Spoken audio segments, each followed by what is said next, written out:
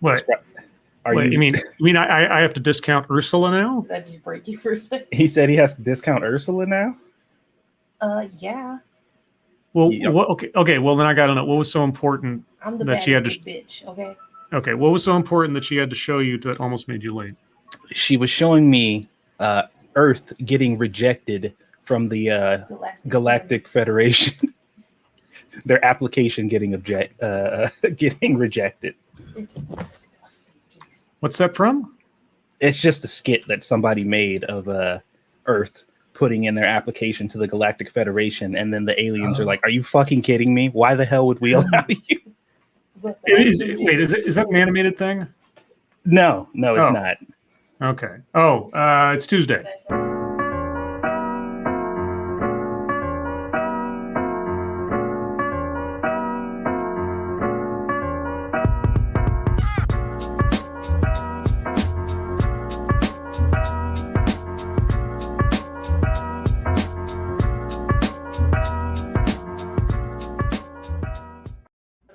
Hello, everyone, and welcome to the Lords of the Night. With me, as always, is the Lord of Pennies, Satsu 2 cents. Oh, sorry. Good Lord. Hello. Holy shit. What? What is that? What the fuck is that?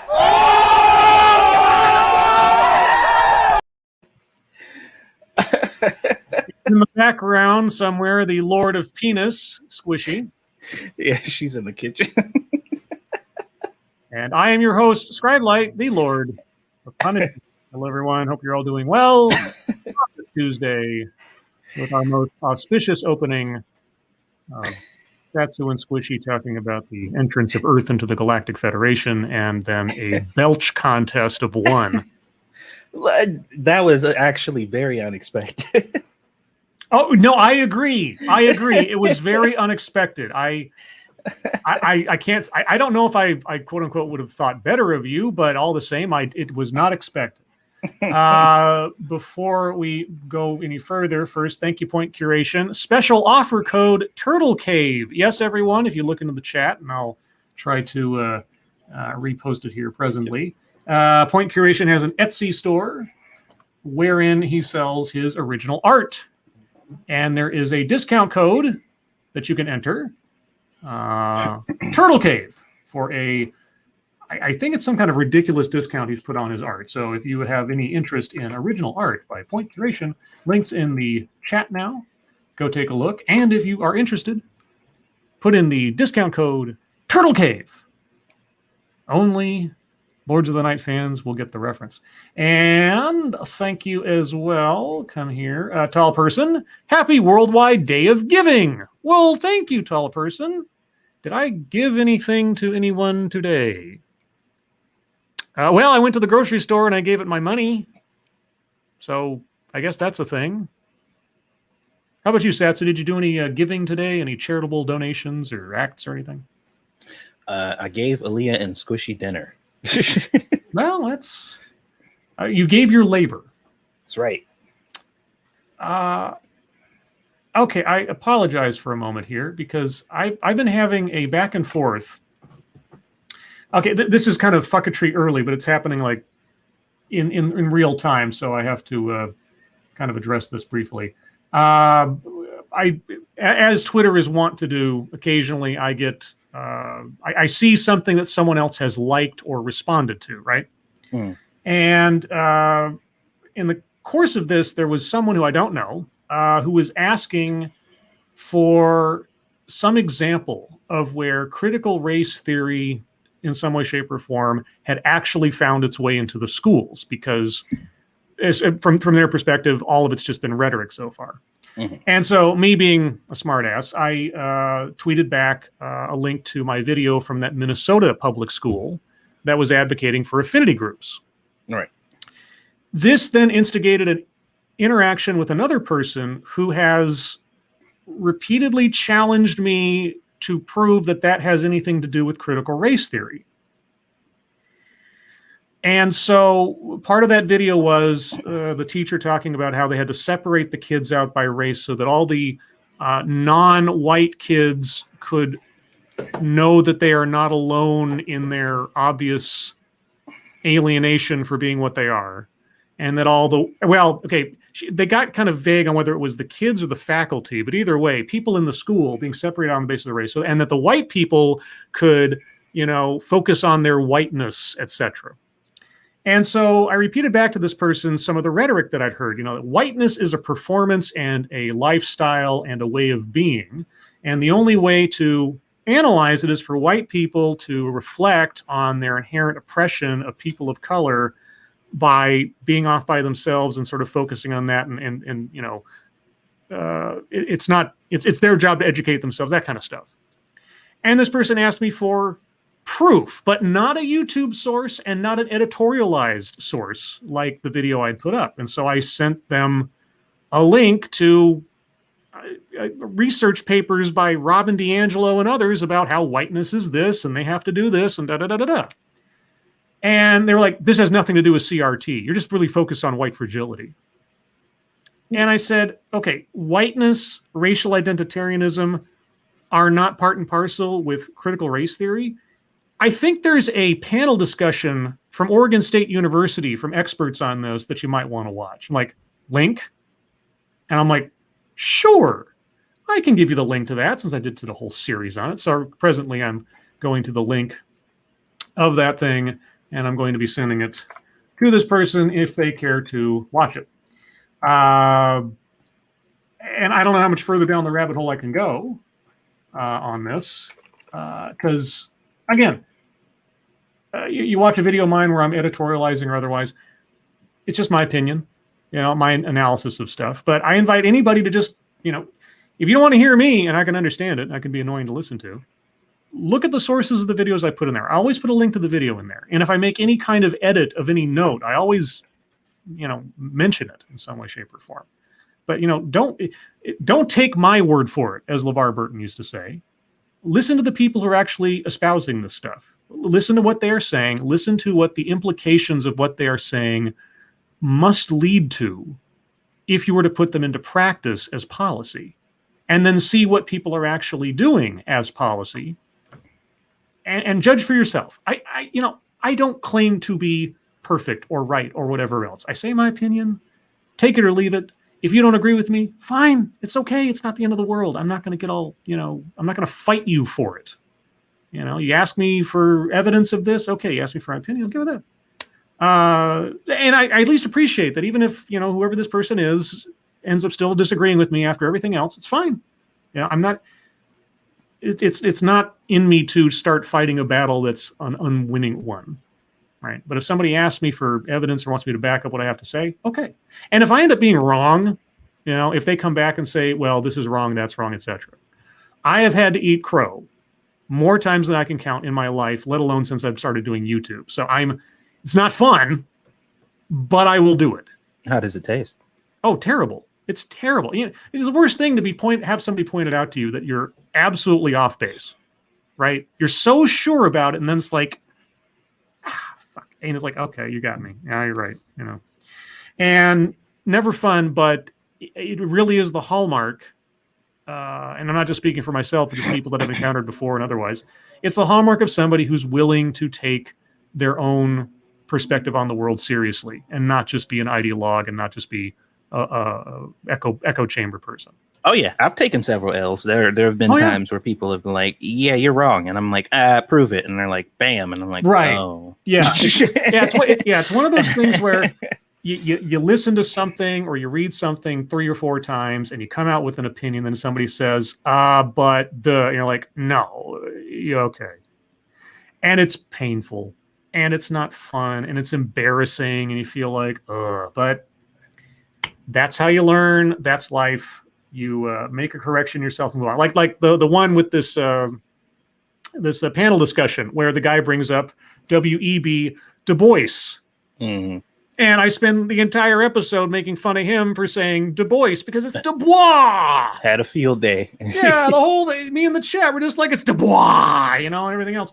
And then, of course, I think to myself after that episode, is it pronounced Du Bois? And I look at it like, oh, fuck.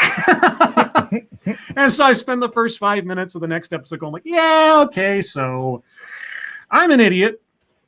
So yeah, things like that. But anyway, so, but even so, when I get into an exchange with somebody, and given the fact that I think very lowly of myself as far as someone who is either a debater or an argumenter or whatever, I always get paranoid, like, okay, am I wrong? Because I always go into things like, okay, I've listened to the same rhetoric for the last 4 years. Mm-hmm. Do I actually know anything of what I'm talking about referentially only or something?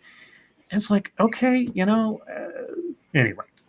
That's part of the reason why I still even entertain. Like there, out of all the, ridiculously stupid interactions I have with people, every now and then I'll get somebody who genuinely knows and cares what they're talking about, who genuinely challenges my viewpoint.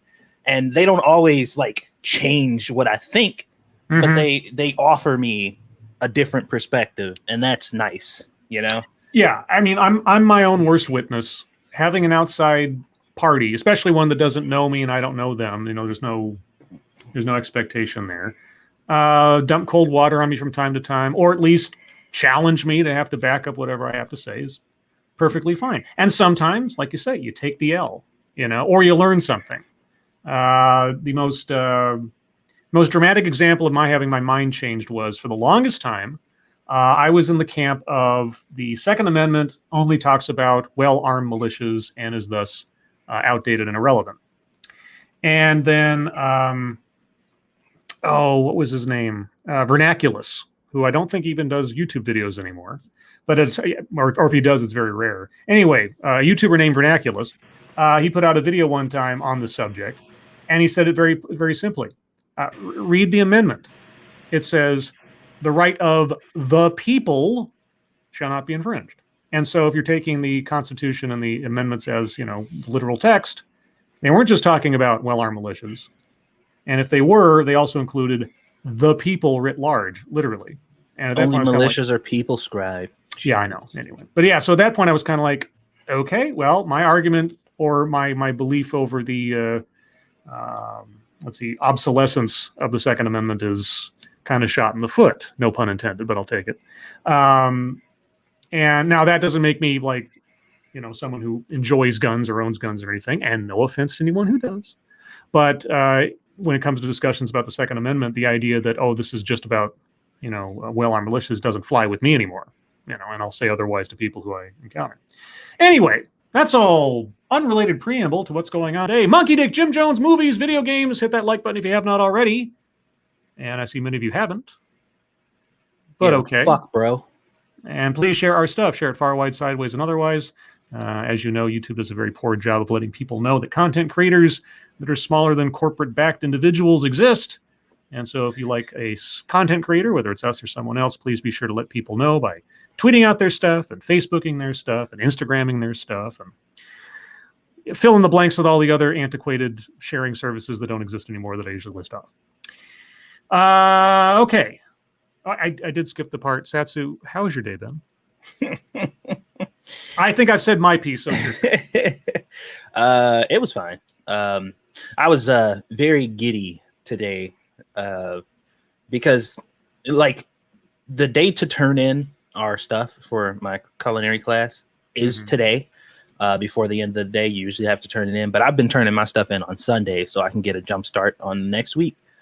But I had to put in some extra work to figure out how to make pasta from scratch and roll it out with a rolling pin and all that shit.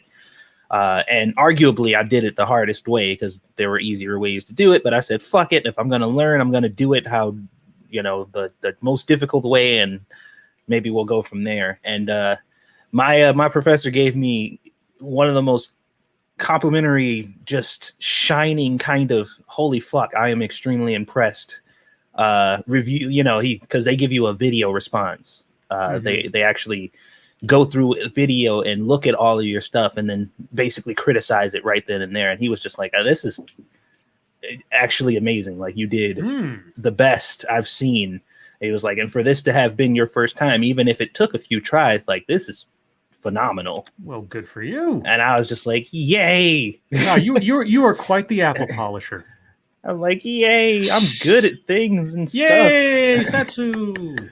Yeah, so I was that was a pick me up for most of the day. I was just like, yeah, well, can't be upset. So, and positive feedback's always really nice, especially when it's sincere and you don't have any reason to doubt it, which I always do. Point duration, thank you so much. If there is no free state, then it doesn't matter if you have a militia or not, if the government can infringe on your rights at its pleasure. Now, the government infringes on the Second Amendment all the time with, like, age limits on buying a gun, or, you know, taking guns away from someone with a domestic violence conviction, or what's the word I'm looking for? What's that thing where you like go and say, hey, I want an order, a restraining order. That's what I was looking for. Yeah. Stuff like that. Yeah, I mean, there are plenty of times where the Second Amendment is infringed upon in ways that most reasonable people would probably not disagree with.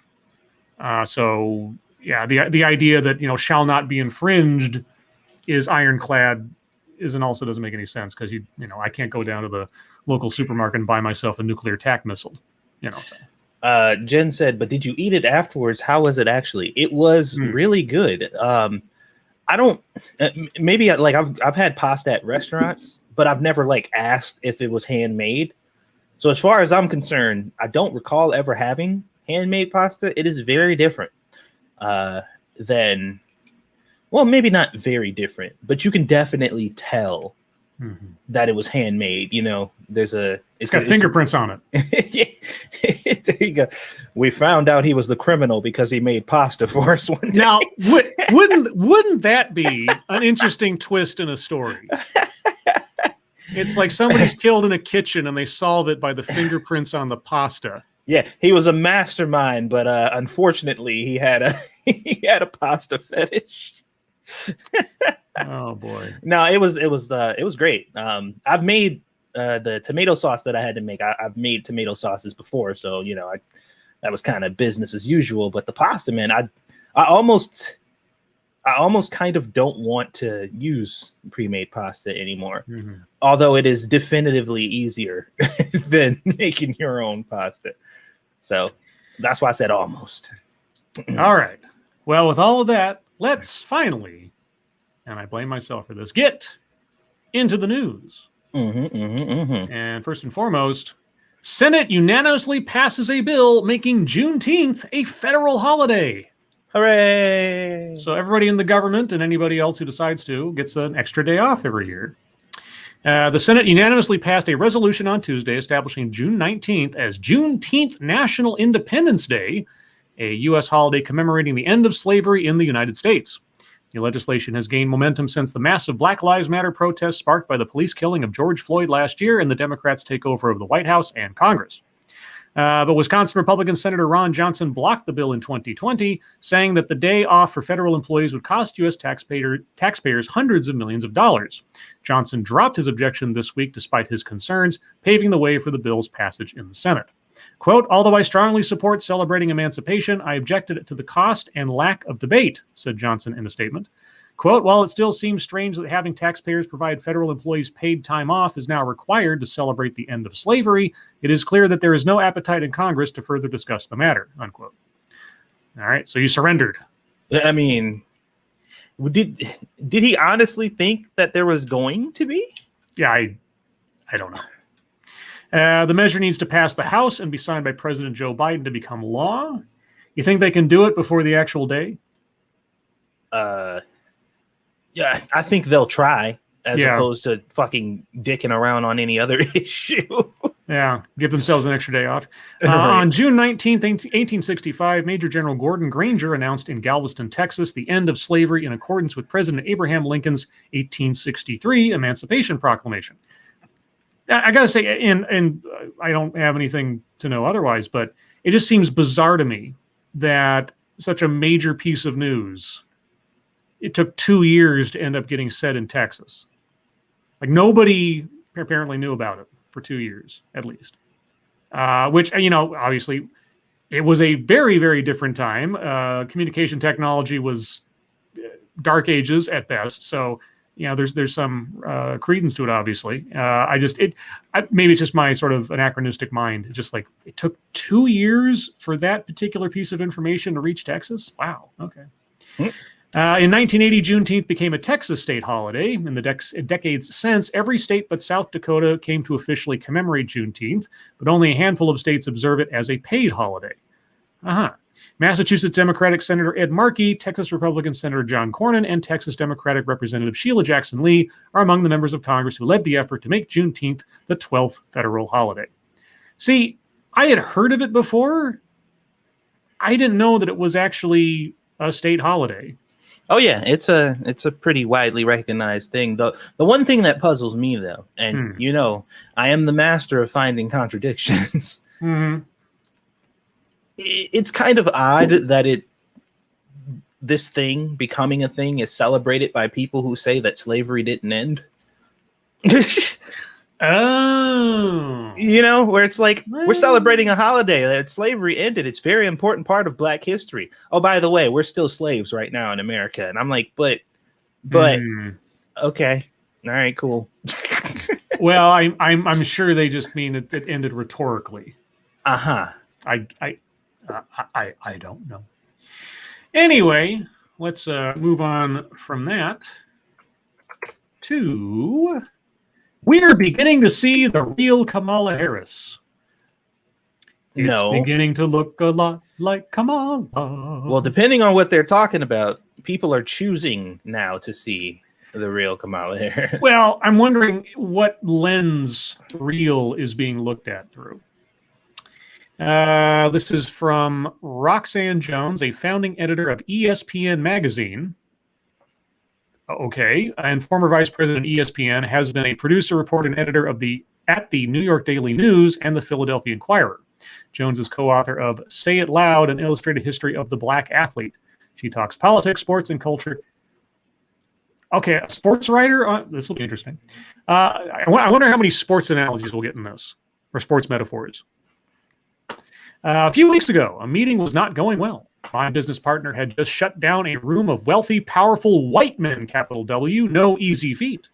Quote, "That is not what I do," she said to a client. "You need to go sit down with that question," unquote. In other words, do not ask me silly questions. Okay. Context? Right away, I knew her comments would be misunderstood as flippant, unprepared, and a little too black, capital B, for the room, even though the client asked a question that was more fitting for an administrative assistant than a CEO. Oh, he asked a question that was below their station? Mm-hmm. Oh, okay. Because a CEO... Okay. But my partner is a black woman, and many of us are no longer willing to bend over backward to code switch and appease white audiences out of fear of being labeled bossy, defensive, or uppity. Oh, so basically this is Kamala has released her inner black woman and everybody hates it because they hate black women. All right. Okay. More and more, I've noticed black and brown women from all walks of life, including Vice President Kamala Harris, are now embracing this level of authenticity in their lives.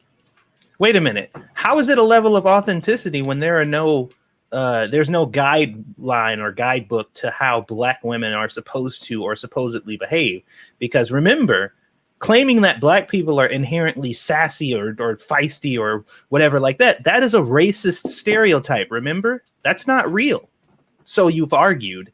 So I don't understand how you're championing this aggressive, seemingly aggressive behavior as some inherent trait of black women when, Well, I mean, the thing that first confuses me is this is our author telling us how she interpreted the interaction between her friend and this person.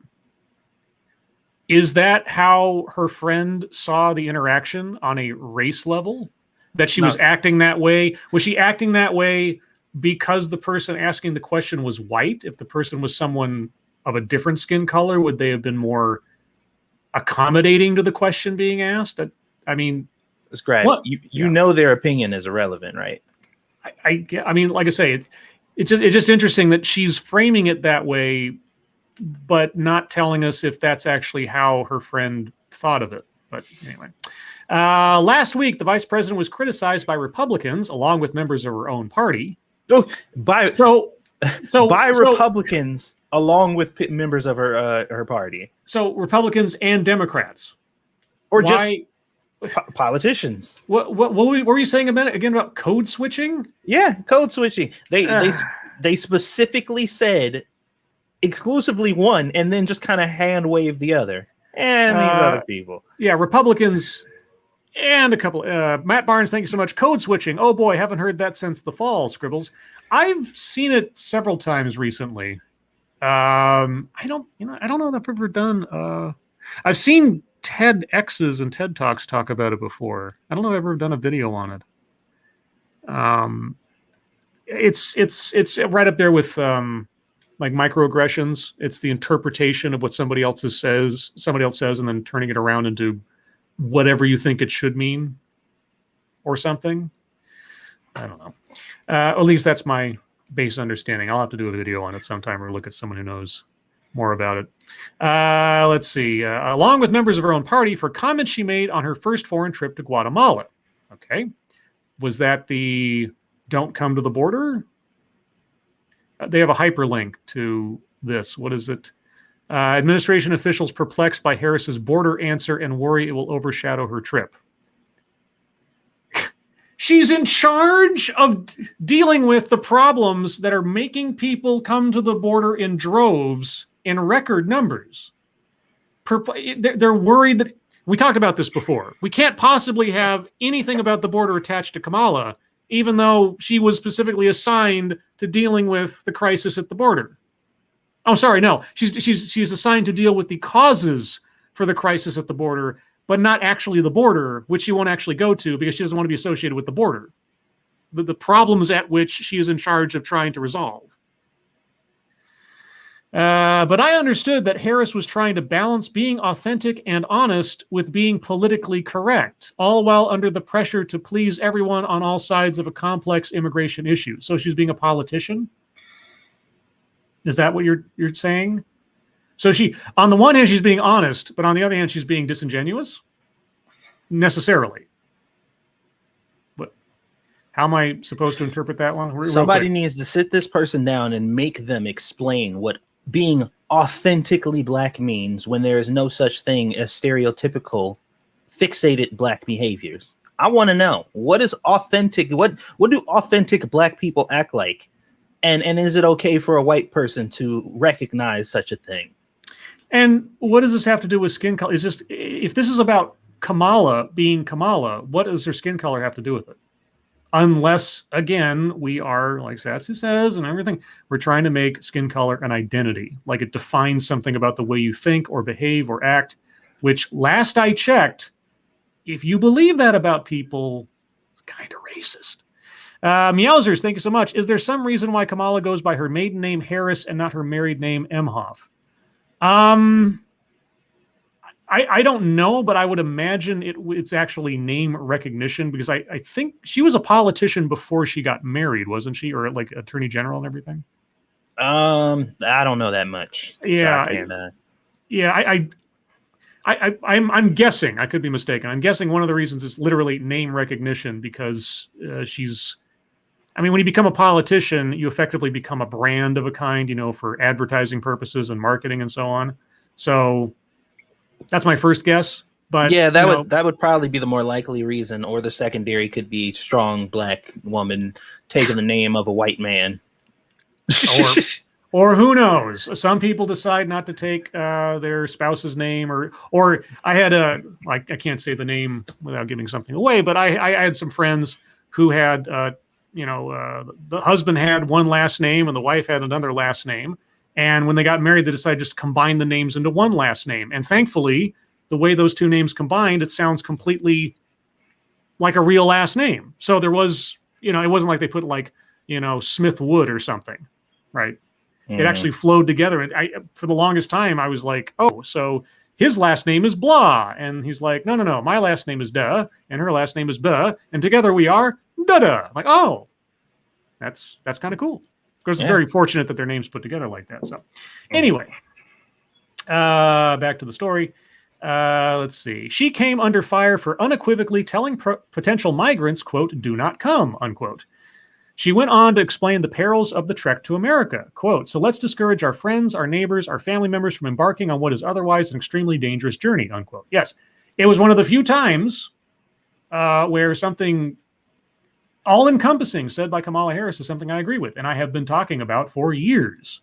It's the encouragement, either implicitly or explicitly, of people making what is a very, very dangerous journey from thousands of miles away across thousands of miles of desert and elsewise to cross the border. And oftentimes they get all the way here and then they drown in the Rio Grande, as we've seen way too often. Children, adults, and then you've got the smugglers. And you want to discourage as many people as possible from making that risk, because it is a big risk and you're just ending up putting people under threat as a result. Thank you. This is Kyle. It's because she's a strong, independent black woman that don't need no man, just his Willie. Oh, now that's a callback to Willie Brown. Monkey likes talking about the whole history of Kamala Harris and Willie Brown. While the original message was blunt, it should have been clear that she meant to tell would-be immigrants not to risk their lives crossing the border until a better, more humane immigration system was put in place. They don't encounter the immigration system, short of actually applying for it at distance, until they reach the border and request asylum, right? What do you mean more humane? It's not the system. It's the country they are traveling to and the territory they are traveling across to encounter the system. I mean, if they want to go, like I've talked about my coworker before, if you want to apply for citizenship, residency, and everything else from distance and go through all the hoops necessary, and there are a lot, and there are some that are completely Byzantine and should probably be reformed. If you want to do that, great. What's inhumane about that? That's my first question. What is inhumane? If you're just talking about, oh, we can't let you in because you're claiming asylum and we're not going to let you in. Well, it's that part there. You can claim asylum. You can apply for it. Anybody can do that coming to the border. That's why the system is so jammed up, is because you got everybody coming to the border claiming asylum. And each one of those claims has to be processed and investigated and adjudicated and on and on and on. There's already laws in place that allow that to happen. Is it the most efficient system? I don't know, because here's the thing. When you overload a system with more than it can handle, and not because it's an inhumane system, but just because there are only so many people working it and so much paperwork that can be processed in a day and so many professionals that are actually employed to manage it, it's very hard to tell, is the system inefficient or is the system overwhelmed? And you're not going to be able to really suss that out, I don't think, until the numbers drop long enough that they can actually take the time to review this stuff. Because otherwise, they're busy actually trying to do their jobs. Yeah, but that's what makes the fucking rhetoric so kind of insidious to begin with, because it's just like, you understand. Like, you're not dumb. You're a politician. You understand what's going on. You understand what's going on at the borders, and you understand why we have the laws in place that we have. But it's to your benefit that people come over and they try to break through and they try to cheat the system and they overload it because bodies mean stories. Yeah. If the system is overloaded and isn't working as it would intentionally otherwise do, then you can say, haha, see, the system's broken. Yeah, you know why it's broken? Because it's being broken by people coming over and overloading the system. And then being encouraged by people like you. In April, U.S. Customs and Border Protection encountered 178,622 migrants at the southern border, the highest number in 20 years. That was just in April. Okay, May's numbers haven't come out yet. And more unaccompanied children come from Guatemala than any other nation, according to a recent CBP report. You know what number that we almost never hear? And it's not one that I look forward to hearing if they actually ever do it, is if they have any notion of how many people, children or otherwise, end up dying on the way here. Well, that number would probably shock people out of their boots. They only whip that one out when they need to use it to push a narrative. Otherwise, they're like, nobody really needs to know that unless we can use it against our opponent somehow. Back to the author. I'm no world leader. Well, I got that already. But for years, I've often given my friends and people I've met that very same advice during my travels through Central America when they tell me they plan to escape to America for a better life.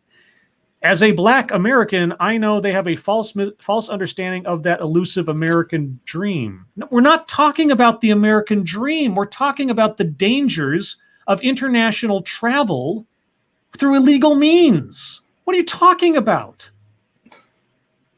Wait, Kamala said, don't come because of the dangerous journey involved. The American dream argument is a completely separate issue from this. Why? Come on. Considering the fact that there are thousands upon thousands of fucking immigrants over here living that exact dream as we speak, the fact that there are tons of those people who are already here, which is alone in itself incentivizing people to come over to possibly do that too. That's this fucking asinine statement to make, but you know, also saying that only a Black American can understand the elusive American dream. Yeah, because, you know, every white person has achieved the American dream. It just handed to them. Well, of course. The only problem is, look, every white person is handed the American dream at birth. Like it is the first thing they receive when they come out of the womb. Some of them just lose it or drop it. You know, they misplace it. Or at least that's how it works. This is not to say that there isn't room to criticize Harris's comments. Then what are you writing about? Is she being authentic? Is she being her true self? Could she have been more careful with her words? Yes. Could she Are we going to hold her to account for that? Hell no.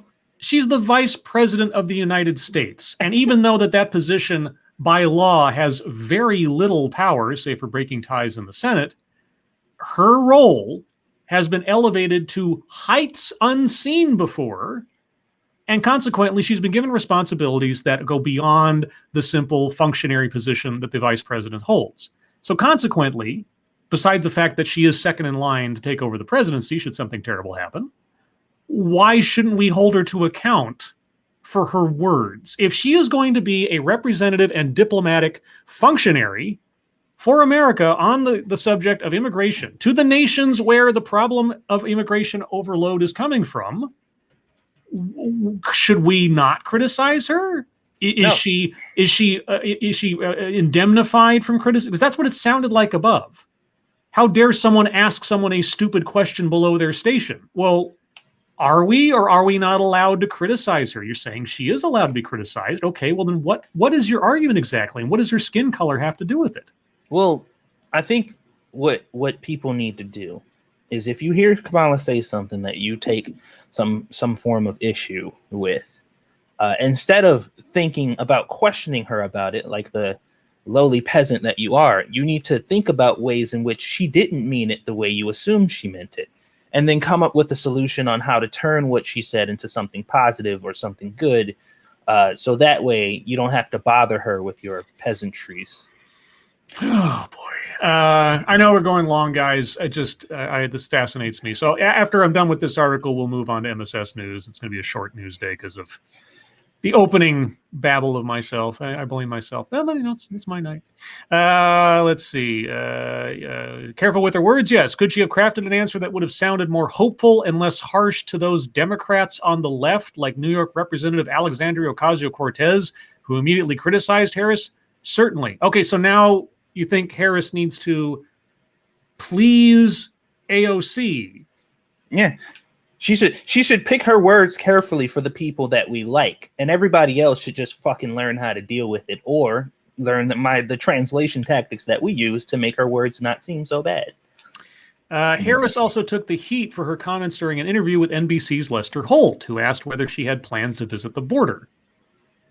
When Harris responded by saying, "We are going to the border, we've been to the border," Holt pressed her, saying she had not personally gone as vice president. Well, more or less, he says, "You haven't gone to the border." Harris then shot back, "I haven't been to Europe either." She chuckled and went on to say, quote, "I don't understand the point of your question. I'm not discounting the importance of the border," unquote. Then why won't you go? In other words, quote, "In other words, okay, quote, go sit down with that question," unquote, as my business partner would say. So the vice president of the United States, in responding to a reporter's question, dodges it in as awkward a matrix way as you could possibly imagine. And that is an expression of authority. Yeah, nothing like a person in a position of relative power telling the people who they essentially work for and who they answer to, yeah, fuck off with that bullshit. I don't have to answer your questions. Like, yeah, it's great. That's what I heard in the Holt interview. Harris pushing back against a question and the suggestion by her critics that she be held accountable for a task she did not deem to be the best use of her power and position. Hey, I hate to tell you this. She did not deem herself to be the person for the best use of that power. It was the president. Yeah. The president who assigned her this task. The reason that she was in Guatemala in the first place, the reason she went to Mexico and met with the president there. She was tasked with overseeing the problems leading to the crisis at the border. And she will not even be seen at the border because, as we've read previously, somehow she doesn't want to be tied or associated with the crisis at the border, which makes no freaking sense, but that's where we're at. And her pissing all over Lester Holt for asking a completely basic and reasonable question or countering her own claim, we've been to the border, which she hasn't because of the lie. Oh, but because she just dodged it, that's her showing her strength. Well, of course. Okay. All right. I mean, give me a break. If Trump had done the same thing, you wouldn't give him an inch on dodging a question like that. You know, no. If there had been some natural disaster, and I know that this happened at least once or twice, if there had been some natural disaster and Trump didn't deem it necessary for him to even tour the scene or make a showing or anything else, you would be on him in a hot second. But Kamala tries to dodge a question that's completely relevant and reasonable after she's already lied. Oh, no, that's her showing her strength. That's her telling the reporter his place. You know, Lester Holt. Yeah. A black man. It's so funny. Like I said, you know, everything is situational. And it really annoys me because it's like, who do you believe? Who do you follow when almost everybody around you, their convictions, their morals, and their principles are all completely conditional? Like just 100%, like I 100% firmly believe this thing without a question in the world. Oh, wait, this happened? Yeah, I throw it completely in the garbage. I don't believe in it at all now. And I'm like, what? God damn. and here's the other thing I just want to point out, because the author did this. The author opened up with an anecdote that pointed out the racial difference between the person in charge and the person asking the question. But when we get down to where she brings it all back from her anecdote to the example between Kamala Harris and Lester Holt, nary was heard a discouraging word on the basis of race between her and Lester Holt. I just want to point that out, that yeah. This was her article. This was her gambit. This was her opening statement, her thesis on the whole thing in relating her friend to Kamala Harris and the interaction with the client. And then suddenly that just kind of goes away. I can't imagine why. Yeah, oddly enough, the racial dynamic there is not worth mentioning. No. Completely not worth a comment. Anyway, everyone, yes, we've gone ridiculously over time, and it's all my fault. And, well, it's my night, and it's my party, and I'll rant if I want to. But with that, we're going to move on to the wonderful world of MSS News. So everyone, if you have news stories you'd like us to read on the air, please send them to us via Twitter using the hashtag MSS News. Can't promise to get to them all, but given the circumstances, I will give extra time because I'm just authentic like that. That's my story, and I'm sticking to it. All right. This one comes from Lee Gardner. Is he a gardener of lees, you think? Like if you were a rose gardener? I doubt it. Wouldn't that be? There's an old horror movie called Motel Hell, and no spoiler alert or anything because it's right on the box art. It was a farm where this old lady and this old man would capture people who came along because they lived out in the middle of nowhere, and they'd plant them in the ground and just use them as like feeding stock. I've never heard of that. Yeah. It's a classic, it's a cult classic sort of little horror movie that I saw a couple times when I was a kid. It's ridiculous. But anyway, yeah, if you haven't seen it, you see it. That's what I thought of when I thought of Lee Gardner. Gardening Lees. Just people named Lee. Anyway, Dishman. Fishing for a good time? Try noodling flathead catfish in a muddy Oklahoma creek. Noodling? How do you noodle a catfish? Do I really want to hear this story? That sounds dirty. It does. It really does. Okay. I took one breath to calm my nerves. The next breath held as I ducked below a submerged tree branch and wiggled headfirst into an underwater hole formed between a rock, a tangle of tree roots, and a muddy Oklahoma riverbank. For the first time in my life, I was noodling. Okay, and for a fleeting second, as the claustrophobia set in, I wondered if it'd be my last. There was a nearly 50-pound flathead catfish in that hole, and they like to bite. I'm failing to see the upside to any of this so far. Noodling was one of the few things I knew about Oklahoma culture before I moved here in 2014. Well, I've never heard of it before. And it's something I've wanted to do since I arrived. It's illegal in many other parts of the country, including my home state of Missouri. Experiencing such Okie tradition seemed like a great idea. Is Okie Native in the chat? Can Okie Native give us some insight on this? Does this make sense to you? Or is this some city slicker that got completely bamboozled by the locals into doing something stupid? Is this that shit where they like shove you into a fucking hole with water in it and you come out, they yank you out and you got a fish? Now I found myself on my inaugural excursion in this particular hole. On that's what I'm going to call my next first date. This particular hole? No, I'm my next first day that ends up with me getting lucky. It's going to be my inaugural excursion in this particular hole. That's how I'm going to classify it. You mean a date? Yeah, okay. On this particular stretch of creek, in this particular part of the state, thanks to the guidance of a championship noodler by the name of Nathan Williams. The exact coordinates of the weed-filled catfish nest have been deliberately redacted from the retelling because, like every fisherman, Williams likes to keep his best spots secret. Williams doesn't hold the national record for largest catfish ever noodled for nothing. An 85-pounder, in case you were wondering. Not knowing anything about catfish, I assume that that's a very large catfish. He knows where to look and how to extract the flatheads when he comes across one. The one in this hole was nowhere near any sort of record, but we hatched a pretty good plan to get this one out while keeping me from drowning in the process. Okay, well, this story goes on for a lengthy amount of time. I guess they were successful in getting a large catfish. So good for you, noodling. I'll put the link in the chat in case anybody wants to read more about the adventures in noodling for catfish. But moving on, we're going to go to this one from Sean Uli. If I can get this one up here. Come on, you can do it. Let's see, from the New York Post. Commencement speaker under fire for warning of racism and white supremacy. Under fire? Oh, wait. Okay. A Virginia school district, or like a public school district, has gained national attention over its commencement speaker's controversial speech telling graduates they were entering a world of, quote, racism, extreme versions of individualism, and capitalism, and white supremacy, unquote. Well, racism, I can believe, especially these days. Extreme versions of individualism and capitalism. You have to get more clarity on that one. And white supremacy. Look, right. Everybody knows that extreme versions of individualism are terrible.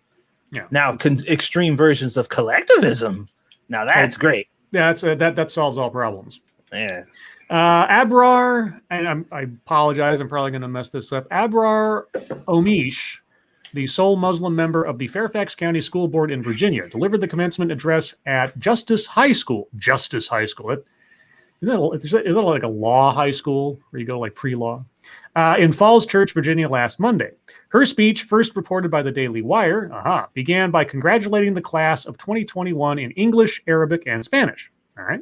Quote, today we checked off a box in your academic journey. As a human being, you have developed and you have grown, she said before shifting her tone from inspirational to political. Quote, we struggle with human greed, racism, extreme versions of individualism and capitalism, white supremacy, growing wealth gaps, Disease, climate crisis, extreme poverty amidst luxury, and waste right next door, unquote, she told the graduates. And the list goes on. Yes, everyone, congratulations on your achievement. You are all entering hell. I love how the white kids had to just sit there and be like, quote, you understand that social justice is only political for those that can afford to ignore it. Okay. You understand that neutral is another word for complicit. Oof. And you have made a choice to take a stand. Omish continued. The commencement speaker went on to give the graduates some advice, so I can't wait for this. Let's see. Quote, the world may try to quiet you by deciding for you what's cool, what's weird, what is or isn't objective. You're doing right this exact moment? I was about to say, unlike everything that you put into your speech here. Okay. It may try to convince you that what you hold dear is too different to be accepted, she said. Like what you're trying to do right now? Quote, but who gets to decide, unquote. Well, you've just vilified individualism. You vilified capitalism. You vilified white people. And you called the whole world racist and unequal and so on and so forth. Well, here, I'll give you one at least. The world's not fair. You're right on that one. All right. But already you're telling these kids the reality that you see in the world and are telling them how they should think about the world. Yeah, and it is the definitive reality. There is no other interpretation. It is only yours. And then you go on to say that some people may convince you that their worldview is the only one that matters. Don't listen to them. Listen to me. I'm like, okay. Quote, every part of your being may scream in rage at the ways others have wronged you, the school board member warned. Is this an autobiography at this point? I feel like. Students, she continued, should, quote, let compassion for your fellow human beings, unless they're white, not anger or rage, and believe me, this is hard to do, fuel you. Why would it be hard to do? You know what? My compassion for fellow human beings is pretty much plateau in the sense that, fellow human beings as general, and it's down to individual actions and things where it becomes a question mark. Wait a minute. We can't skip past that. Why would it be hard to be for such an inherently virtuous person? Why would that be difficult?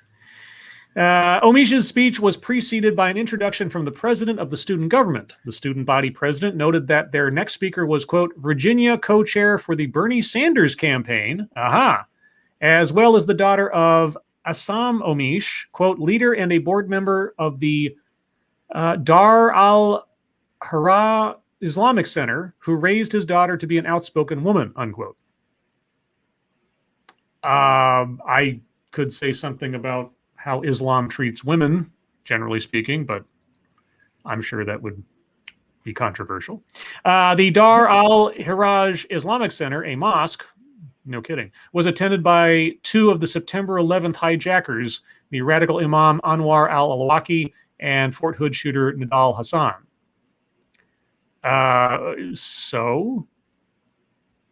I only say that because, if two different serial killers end up going to the same McDonald's, is the McDonald's now cursed? Right. Like That's what? That McDonald's is sponsored by racism. I mean, unless you're going to tell us, because you don't, that somehow that's where they were inspired to do what they did, but you're not saying that. So I don't, you not saying that doesn't mean much to me. The high school did not immediately respond to Fox News' request for comment. Okay. Speaking to the network's Fox and Friends Tuesday morning, former Wall Street Journal columnist Azra Namani called Omesh's speech, quote, depressing. Quote, it was just really depressing. It was indicative of this radicalization that is happening within school boards and school districts and schools across the country, from principals to teachers to political operatives like Omish, the former columnist said. She added that she knew Omish, quote, very well, and both were Muslims. Quote, she gave that speech, but the script was written years ago, unquote. Okay. I mean, taking all of the person who said it and everything out of the way, the rhetoric is not unfamiliar. Well, I mean, come on. It's a moment of presumed celebration for a bunch of wide-eyed people who are looking to get into this world and either make a difference or, you know, make something of themselves or do something. They're just like, yeah, there's nothing but pain and misery ahead of you, and you have to make sure that you fight tooth and nail every day to fucking defeat it. Good luck, motherfuckers. It's like, oh, okay. Yeah, and defeat it in the way that I tell you to. Yeah. Or that I've been told to tell you to because I'm a messenger. Anyway, moving on to this one from Jim Heelis. Yeah, okay. Gavin Newsom gives details on upcoming vaccine verification system. Okay, this will be interesting. What the fuck is up with that Joker ass smile, man? Oh yeah, no, Gavin is Gavin is like if you could imagine the most like perfectly cast politician who never looks sincere, Gavin Newsom kind of is fits the bill completely. Like you it's almost like Robert Downey Jr. as Tony Stark, right? You just there's no one on earth, given the frame of the character in the comic books, who could play that character as well, right? Gavin Newsom is the stereotypical politician of no sincerity. That is like the official face of I lie in my sleep. Like I lie in my sleep. You know, the double entendre there is great, Seth. Late last week, California Governor Gavin Newsom announced that the state would soon be rolling out a new, quote, vaccine verification system, unquote, for private businesses that may be akin to a vaccine passport. Well, how could it not be? During an event in San Francisco on Monday, Newsom clarified that the, quote, system, unquote, will essentially just be electronic vaccine cards that individuals can keep on their phones as opposed to carrying around the paper card. So it's a vaccine Starbucks card? Quote, it's not a passport, it's not a requirement, it's just the ability now to have an electronic version of that paper version, so you'll hear more about that in the next couple of days, he said. Well, if it's not a requirement, then why have it? Once the state fully reopens without capacity limits Tuesday, businesses can require individuals to show their vaccine cards to prove that they do not need to wear a mask. So, but I keep being told that even if you're vaccinated, you can still catch it and pass it on, though. Why would they say it's not a requirement if companies will be able to do that? Well, I mean, private businesses, no shirt, no shoes, no service. They can do that if they want. But I'm assuming then this all applies except for federal, or not federal, but city offices. I don't know, or state offices. So theoretically, if we're going to make this happen, would it be possible for a company to have you walk in and you scan it and it shows that you are vaccinated, and they say, well, you can't enter because you are vaccinated?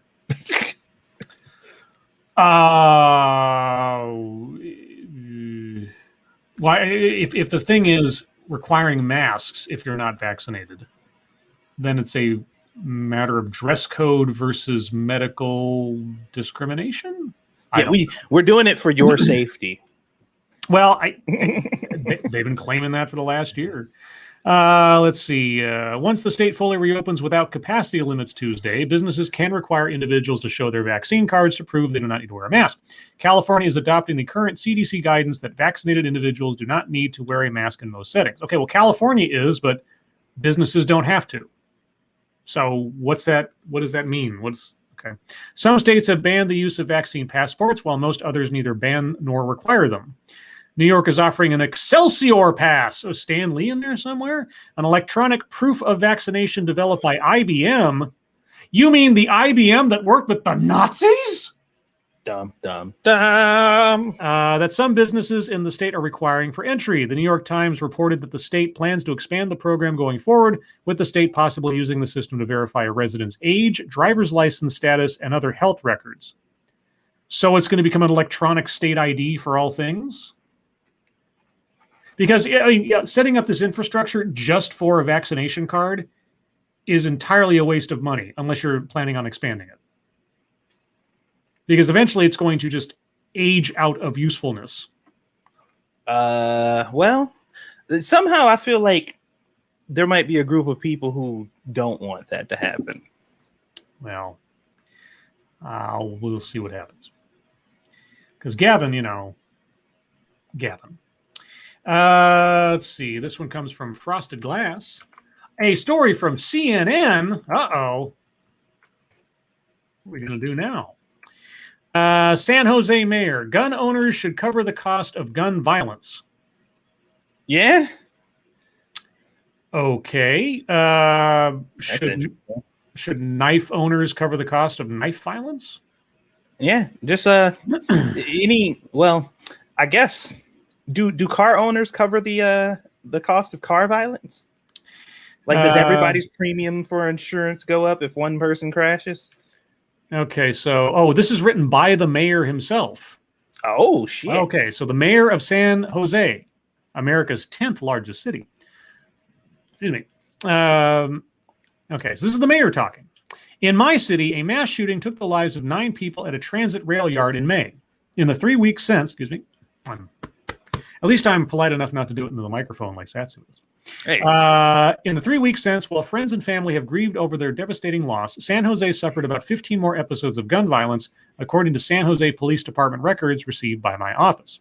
No longer do these facts startle. Our nation has become desensitized to the ubiquity of gun violence. After each horror, prayers and platitudes precede what can only be described as a quiet conspiracy of congressional inaction and a distancing news cycle that anesthetizes our collective outrage. We move on. Well, as we've just been told, the Democrats have the upper hand in Congress, supposedly, and the presidency. So, although admittedly things are tenuous in the House, depending on the side of the House, the Senate, depending on what's going on. Grieving communities don't have the luxury of forgetting. We live among devastated family members. We hear the echoes of painful eulogies, and we work with traumatized friends. I joined several colleagues to propose a comprehensive set of initiatives to reduce gun-related harm in San Jose. Okay. These proposals include 2 measures that no other city nor state in the United States has ever tried. Mandatory gun insurance to support victims and mandatory gun fees to compensate taxpayers. Okay. As with many other Silicon Valley innovations. Oh, so you're tying yourself to... Wait. Political measures are now sort of a Silicon Valley technology. Okay, interesting. We intend to implement and test these ideas, learn from our mistakes, improve, iterate, and provide a platform for others to scale them to benefit their own communities. Okay, let's back up a little. I've heard the idea of gun insurance, not unlike car insurance, for a long time. On its face, it does not seemingly strike a chord with me, but then I'm not a gun rights expert, and does that cross over into, and like I said earlier, just coincidentally enough, there are plenty of laws that infringe on the rights to own guns, because it says, the amendment says shall not be infringed, except that they are infringed inherently because of age restrictions and mental health restrictions and waiting times and so on and so forth. So gun insurance. Real quick before I get too far into the thing. Thank you, Pecoraro. And who is going to collect from the gangbangers? Well, I mean, people who don't have insurance and drive their cars are breaking the law. And people first off, gangbangers don't exist. And if they did, the only reason they exist is because of poverty and bad things. So chances are, if you go to a group of gangbangers and tell them, fucking finally. Holy shit. Dude, I didn't see it. I was on the different page with the article. So how long were you here? Like 20 minutes. Are you serious? I'm sorry, dude. I didn't mean to ignore you. I seriously did. For like a half hour. I'm sorry. Nobody said anything. I did. Satsu, what? You're not looking at the chat either, huh? Oh, I was. Oh, well, Sinatra, I can lay this at Satsu's feet. Yes. Lay it at the black dude's feet. I will. You know, y'all used to that. that. Well, Sinatra, not kidding at all. My sincere apologies. I didn't know you were. I've only been there for like 2 minutes. It's no big deal. You knew he was lying, dude. I don't understand how you feel for that. Will you excuse me a second? Fuck you! Oh, bless you, sir. Okay, well, now that my trust issues have come to the fore once again. That's why I'm like, yeah, go ahead and lay it at my feet. I know he's lying, but you don't. Okay, well, again, bless you, Since I- Scribe. That's since only I am fair. since I am a person who thinks seriously, obviously too much, Sinatra. Yes. As you've only just arrived. Not literally. I've been here for like 5 minutes. Okay. So I know that you are a gun owner. I am indeed. And I would, I don't think I'd be incorrect in categorizing you as a gun enthusiast. I think that would be fair. All right. So the first proposal, the mayor of San Jose is, I'll go in order here. Gun insurance, not unlike car insurance. What are your thoughts on that? Stupid. Pointless.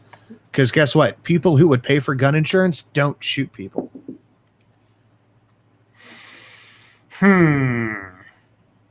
What if their gun is, by their own negligence, used in a crime?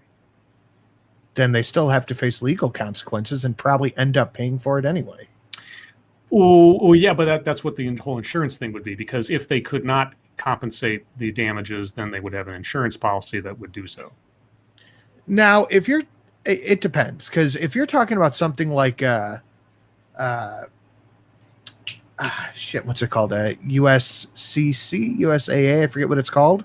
Mm-hmm. They do a thing where if you need to use your gun, Mm-hmm. they'll cover you and you pay a monthly fee for that. Mm-hmm. But if you're talking about somebody using a gun to shoot somebody, it causes public damage or property damage or anything like that, nobody who pays for that is going to shoot. Well, that's what I'm talking about. I'm talking about, like, okay, so I have a gun and I don't secure it properly, and it ends up either being stolen or used in some way that causes damage or kills someone, and so on and so forth. Okay, so by law, I'd be liable if it can be proven that my negligence led to that gun being used in a crime to some extent.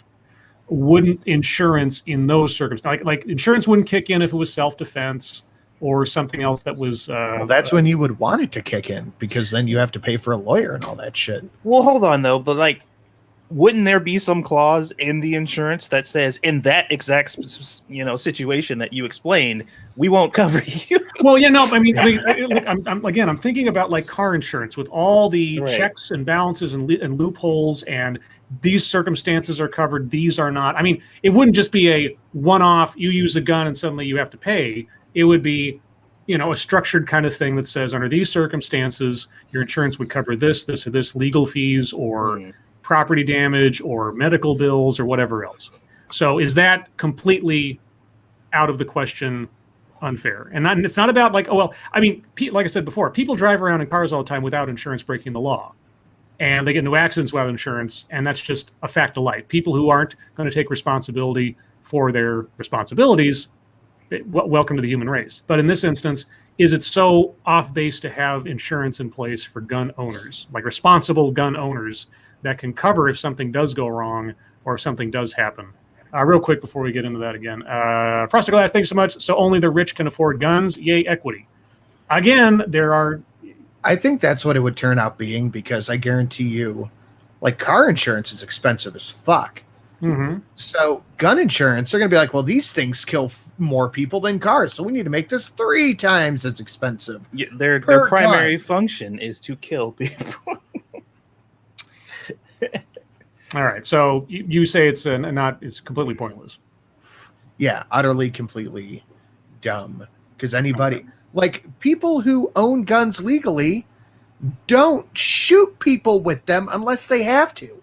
And there will be some clause in there that would be, we don't cover lawyer fees and shit like that. Yeah, that's what I'm saying. Like, there's going to be something where it's like, okay, well, the responsible people, they won't use their guns unless they have to. So we'll just put a clause that if you have to, and it results in X, Y, and Z, then we're not going to cover you. So you just paid us for nothing. Yeah, that's exactly what it's like. Health insurance, like, you just get fucked. Red Chaos Scribe, are you responsible for the damage someone does if they steal your car/item? Well, cars and whatever items you're talking about aren't under the same rubric as a firearm. A firearm not secured and gets out of your possession by negligence, you can be held liable for that under law. Negligence and malicious stealing is not, like, the same thing. Well, that's You're what I mean. someone- That's why I said negligence before. Yeah. Yeah, I mean, if you leave your gun unsecured or something else, and somebody gets shot or whatever else, or if you don't report your gun being stolen, that was also a form of negligence, and something happens. Well, so, but yeah, but cars and guns. I mean, obviously, I made the comparison to car insurance, but only on that surface level. A gun is a completely different thing than a car. A car is not designed to kill people or cause people harm. So. They're just really good at it. Yeah, unless it's monster truck rallies or something. Anyway, what was the other thing? Okay, gun insurance to support victims, mandatory gun fees to compensate taxpayers. Well, aren't there already taxes on gun sales? Yeah, I mean, there's taxes on all sales. Yes, I'm not quite sure. Okay, real quick. Thank you, Pecoraro. Let's use those teens from last week as an example. Ooh, okay, you're gonna have to. And the mayor has a point here. You're gonna have to remind me which teens, because teens involved in shootings is not exactly. Oh, the girl with the AK-47 who broke into the house. Right, remember that story? The two kids broke into the house, and one of them got a hold of an AK-47 and shot the cops and everything. Yeah, I did hear that. Yeah. yeah. So the owner of the AK-47 and the guns in the house liable? No, You don't think so? he had his house broken into. Mm-hmm. So what could he be liable for? Well, if they weren't secured in this gun safe or something like that. I don't know what It's the laws his are. house. Well, I don't know. That's what I'm asking. Well, I think the fact that a crime had to be done in order for the gun to be to be taken, kind of overrides Okay. that. Or at least I'm that's my just- thought. I'm just asking. Look, and I know this is always an escape for people, but I'm literally just. I don't know. This is devil's advocate. I'm just asking. There's an active example. Let me put it in a different context. So let's say you are like me. You love bourbon. You have a nice little bourbon collection. Someone breaks into your house, Yes. steals a bottle of your top shelf bourbon, gives it to a minor who then overdoses, has alcohol poisoning, and dies. Are you then responsible for that? Look, I'm the breadth of the chain of custody where insurance or something would apply. I don't have the answer to that. I would assume no. But again, it depends on where does the liability of the gun owner stop, and that's something that, unless I knew what they were talking. Now remember, this is their plan. They want gun insurance, so so purportedly they already have some proposal as to how it would work. So let's see. First, we will require every gun owner in my city to have liability insurance, regardless of where they purchased their gun. Insurance compensates the victims of unintentional gun harm. Unintentional gun harm, okay, which annually injures 27,000 Americans and claims the lives of 500 more, paying medical bills, rehabilitative needs, and tragically, funeral expenses. Unintentional. So they first off, whatever happens has to be proven to be Unintentional. an accidental or unintentional act. Okay, so it can't be just I used my gun to defend my family and now I have to pay the guy I shot's medical bills. Okay, all right. Insurance also incentivizes safe gun ownership, where risk-adjusted premiums might encourage owners to take gun safety courses, use gun safes, or install child safety locks. In the context of auto safety, insurers rewarding good driving or the use of airbags have reduced per-mile auto fatalities by 80% in 5 decades, saving 3.5 million lives. We need a similar approach to address unintentional firearm risk, because 4.6 million children live in a household where a gun is kept unlocked and loaded, and 3/4 of gun injuries occur at home. Okay, so if the caveat was unintentional damage, what say you, Sinatra? Still no, slippery slope, and I fully believe in them now. I am hook, line, and sinker on the slippery slope train. All right. Especially when it comes to insurance companies. Insurance, for sure, but laws in general. Because once you give that bit up to the government, you're not getting that little bit of power back. That's gone. Okay, well, where insurance might be in my mind, this next one, I'm probably going to have to say no, Bob. Second, we require gun owners to pay modest annual fee, so dues. Gun payers have to pay membership dues to own a gun. Now there are things where I could see okay, insurance for something that could conceivably cause okay, but now you're going to charge people for what is ultimately a right under the Constitution. So wait, you have to pay for the gun, you have to pay taxes on the gun, Yep. and you have to pay to own the gun, like just over time. Like, are you fucking serious? Yeah, no, that's that. I'd say that's a no, Bob. Right there. Come on, dude. That is going to be. I mean, all of it will be challenged up to the Supreme Court, or at least as far as federal court. But that one in particular is probably going to be struck down lickety split. Many like to point to the Second Amendment to skew the discussion on how much needed gun. Oh, sorry, skew the discussion on much needed gun reform. And while it protects the rights of the citizens to own guns, it doesn't require the public to subsidize gun ownership. You're making them subsidize gun ownership by charging them dues. Well, What? here's the thing. Okay. A lot of people think that just because you say that something needs reform, that everything you suggest should just be like, oh yeah, let's do that. Like reform, it has to make sense. It has to be reasonable. You can't just say it needs reform and then just say we should shove our heads up our ass and everybody's like, oh yeah, that'll work. Like, no, that's not how that works. Okay. So skeptics will say that criminals. Skeptics will say. I always love it when it's like they and like as though skeptic is a pejorative, right? Like somebody being uncertain of something suddenly makes them like a doubting Thomas who's going to bring down the whole roof of things. Skeptics will say that criminals won't comply. They're right. Hey, that's Yet, me. hold on, I'm a skeptic. wait. They're right. Yet that's an important feature of these proposals, not a defect. It's a feature, not a bug. It's criminals. Okay, these ordinances create a legal mandate that provides police with a lawful means for seizing guns from non-law-abiding dangerous people. Wait a minute. Okay. All right. Okay. So that's going to be the filter, the differential between. Let me see your gun insurance card. You don't have one. Your gun is mine. Yeah, good luck with that. I'll be right back, guys. But that makes. I mean, I guess it's not presented as optional to begin with. So this is, like I say, I'm not a gun owner. I'm not a gun enthusiast. But even I got to say, this is some pretty thorny legal territory they're walking into on this one. I don't see any of this lasting the test of time in legal challenges. Any of it. Man. At this point, I think a lot of these lawmakers and shit are just bored. And they like, I got to put something out. Like, we know we got to go through the whole song and dance. This will keep people busy for a while. People will think I'm doing something. My constituents will think that I give a shit. And, whatever happens. And if I'm lucky, maybe by some miracle it goes through and then bam, I did something. Yeah. Okay. Well, I will wait a second till Sinatra gets back so we can. Hey, yo, continue fuck with the Sinatra. We got a show to do. No, he's practically married. So? I'm not that kind of guy. Bitch. Actually, that's the opposite. Thank you.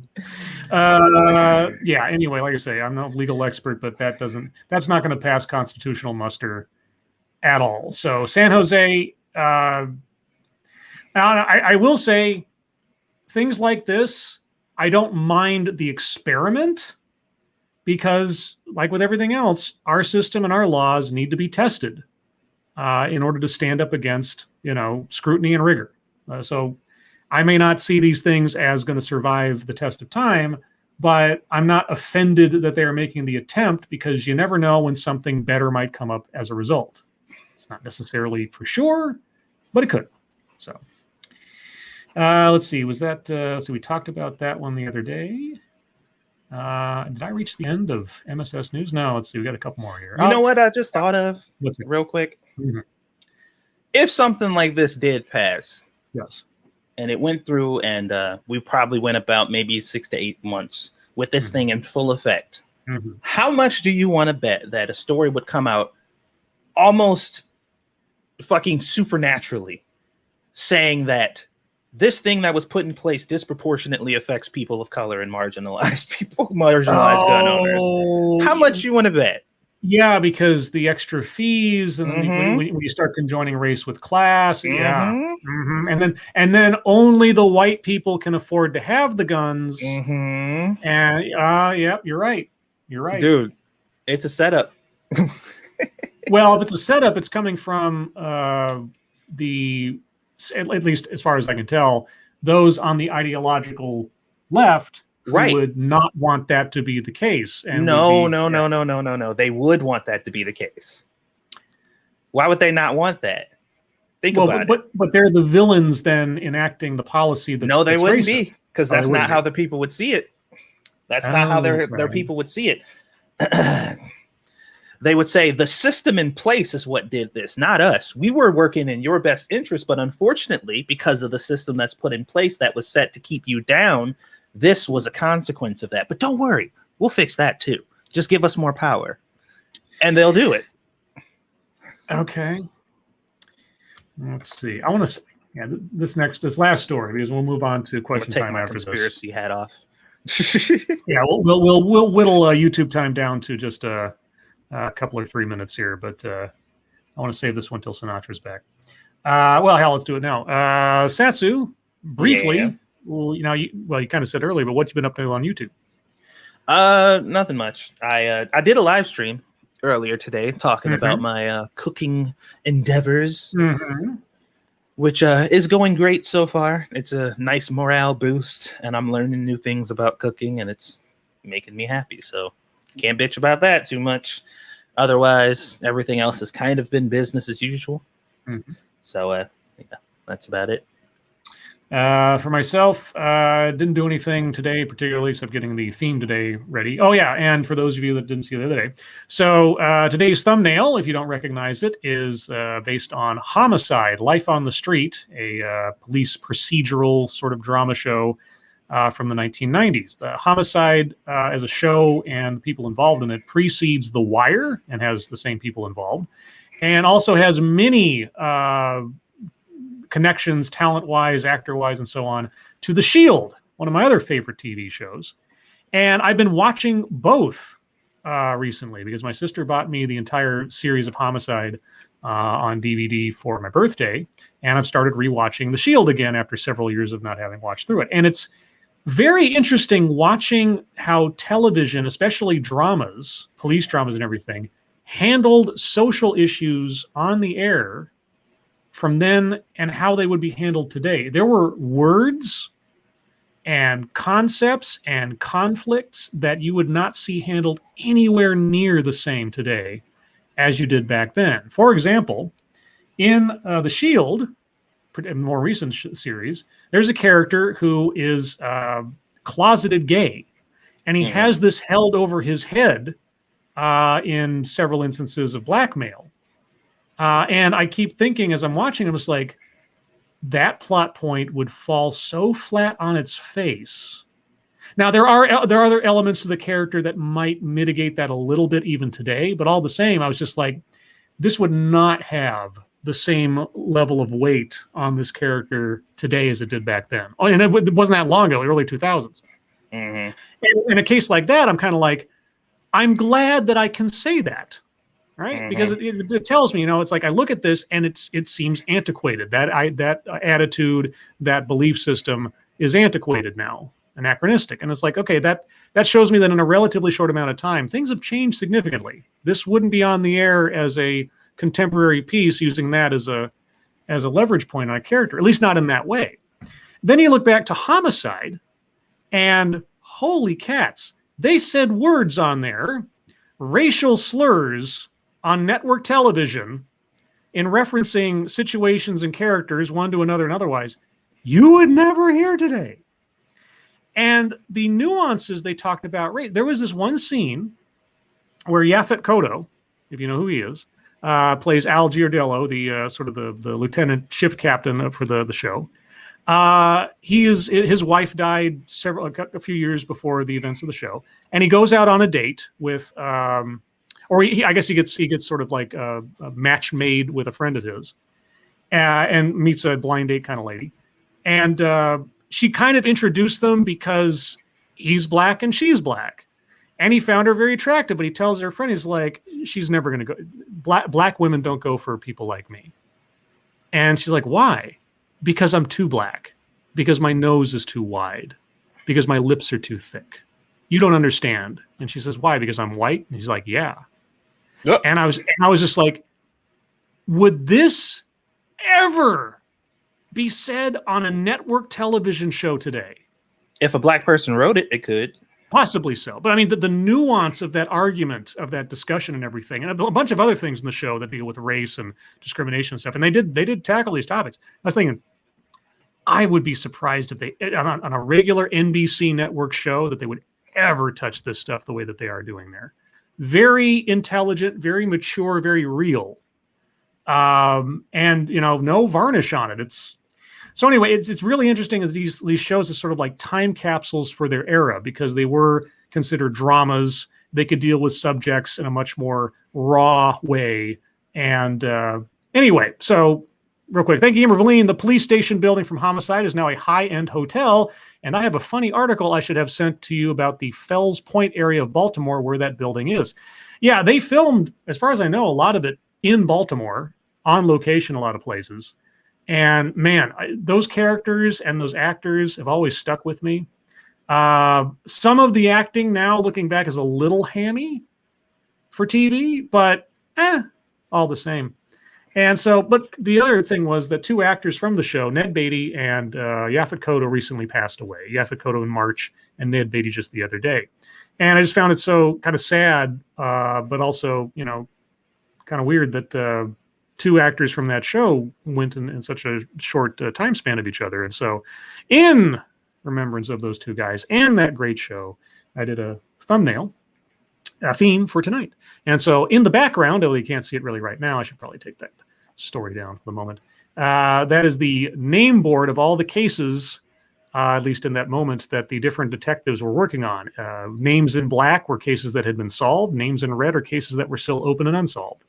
And that was one of those sort of icons of the television show, and one of the first times I think that it had ever been done before, showing that. Now you see that all the time on like The Wire and other police shows. But yeah, very innovative show, very ahead of its time, I thought, still think, and great acting, great characters. Anyway, I could go on, but that's enough. And Sinatra's like not coming back, so I'll just save that story I had saved up until he gets back. And as far as anything else, Thursday at noon Pacific, 3 p.m. Eastern, I'll be doing another TED Excellence. I've already picked out my subject. Will we achieve the same milestone as we did last week? I doubt it. But then I had no idea that last week would be what it is. If you have no idea what I'm talking about, you'll just have to go watch the episode. The thumbnail reads "The Tale of the Shape," and I won't give it away if you don't know. You'll just have to watch it. And then on Sunday, I had thought I'd do something on hive diversity again, because I haven't touched on hive diversity in a while. But I came across a video today that'll probably end up being another series, or at least a very short series, because the thing only lasts about an hour. It's Amazon.com doing a webinar / Zoom call telling us all about their company affinity groups. And I am excited to find out about how Amazon stratifies its workers. You got a donation, by the way. I know. That was my dramatic pause. Nice. Satsu.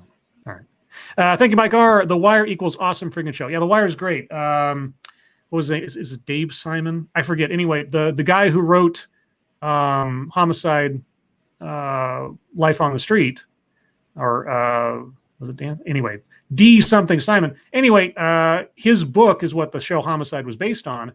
And then he also wrote The Wire. And if I remember correctly, he was a crime reporter in Baltimore or a cop, I forget. And yeah, he was the guy who's behind all that. So yeah, there's a lot of actor connections to The Wire and also to The Shield.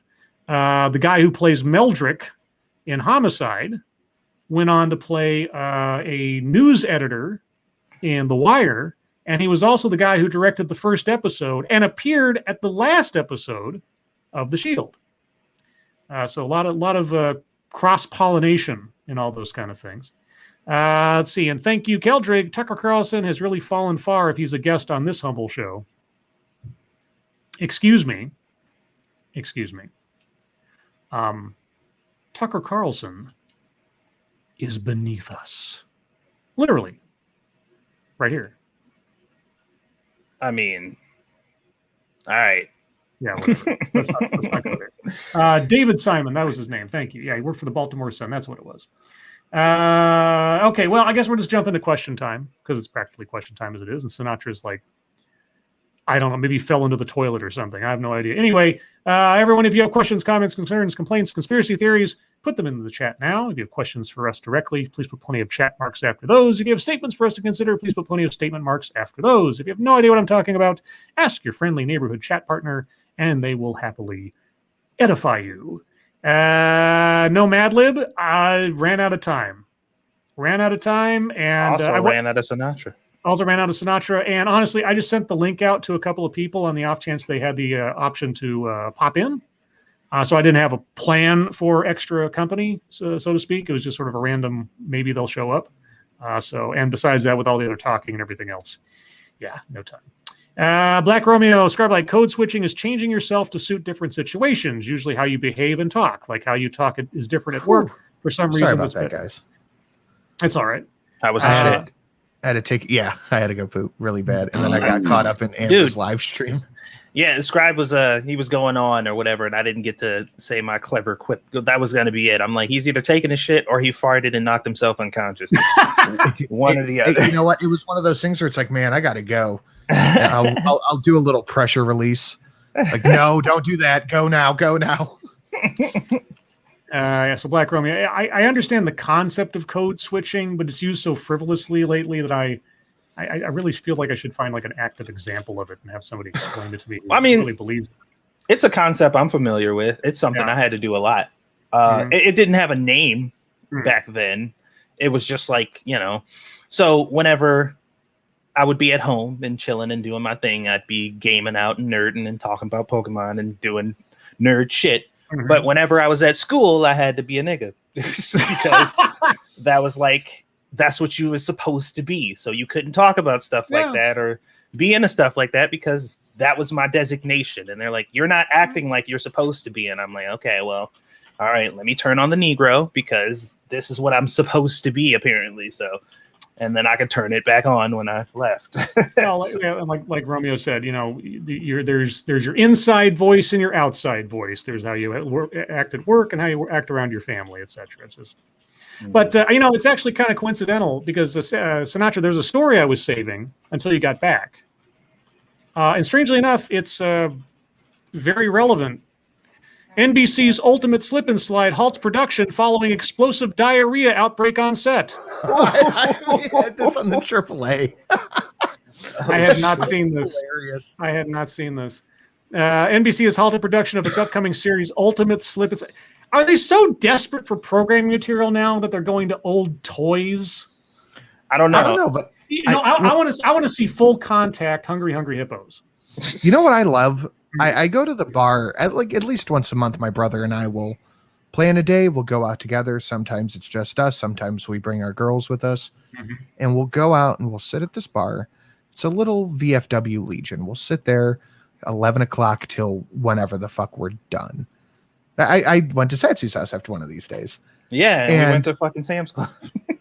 Yeah. And there's just Wipeout on TV. Okay. And we'll just watch that. And that's the best programming ever. Why not just have that instead of Ultimate Slip and Slide? I don't know. I didn't even know this was happening in the first place. So, are there like thumbtacks sprinkled in there somewhere? Like, what makes it ultimate? That's what I want to know. That's a good question, actually. Thumbtacks, that'd be great. Like a full contact, deadly slip and slide. Slip and suicide. Like Suicide. Suicide. That should be the name of a show. Dude. Hey, Japanese programming, get on that. Suicide. They could play play Twister Minesweep Edition.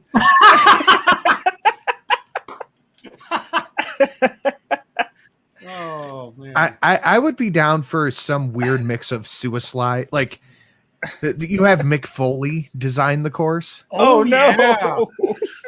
Oh yeah, barbed wire and like nailed up boards and shit. Yeah. Yikes. I Okay. need to tell you guys about this. So during a Tucker, I was talking about how I had a little tiny bottle of Johnny Walker Blue. Mhm. You know, the little like what did they call them? Taste test bottles. Mm. This is some of the best scotch I've ever had in my life. What's it This called? was delicious. Johnny Walker Blue Label. Oh yeah, I believe that was Christopher Hitchens' preferred. It's so fucking good. Yeah, no, if I remember correctly, that was his favorite booze ever, Johnny Walker Blue. It was $200. It's $200 for. Oh yeah, no, it big ain't bottle cheap. of it. It ain't cheap. That's But what- the little tester bottle was Mhm. $20, but it was pretty fucking good. Yeah, no, somebody can correct me in the chat if they know otherwise. But the times I listened to Christopher Hitchens, he was asked, "What's your favorite drink?" And he says Johnny Walker Blue, and what did he say was the delivery mechanism? It was like Perrier, I think it was. So some kind of mineral water, and Johnny Walker Blue was his drink. Ooh.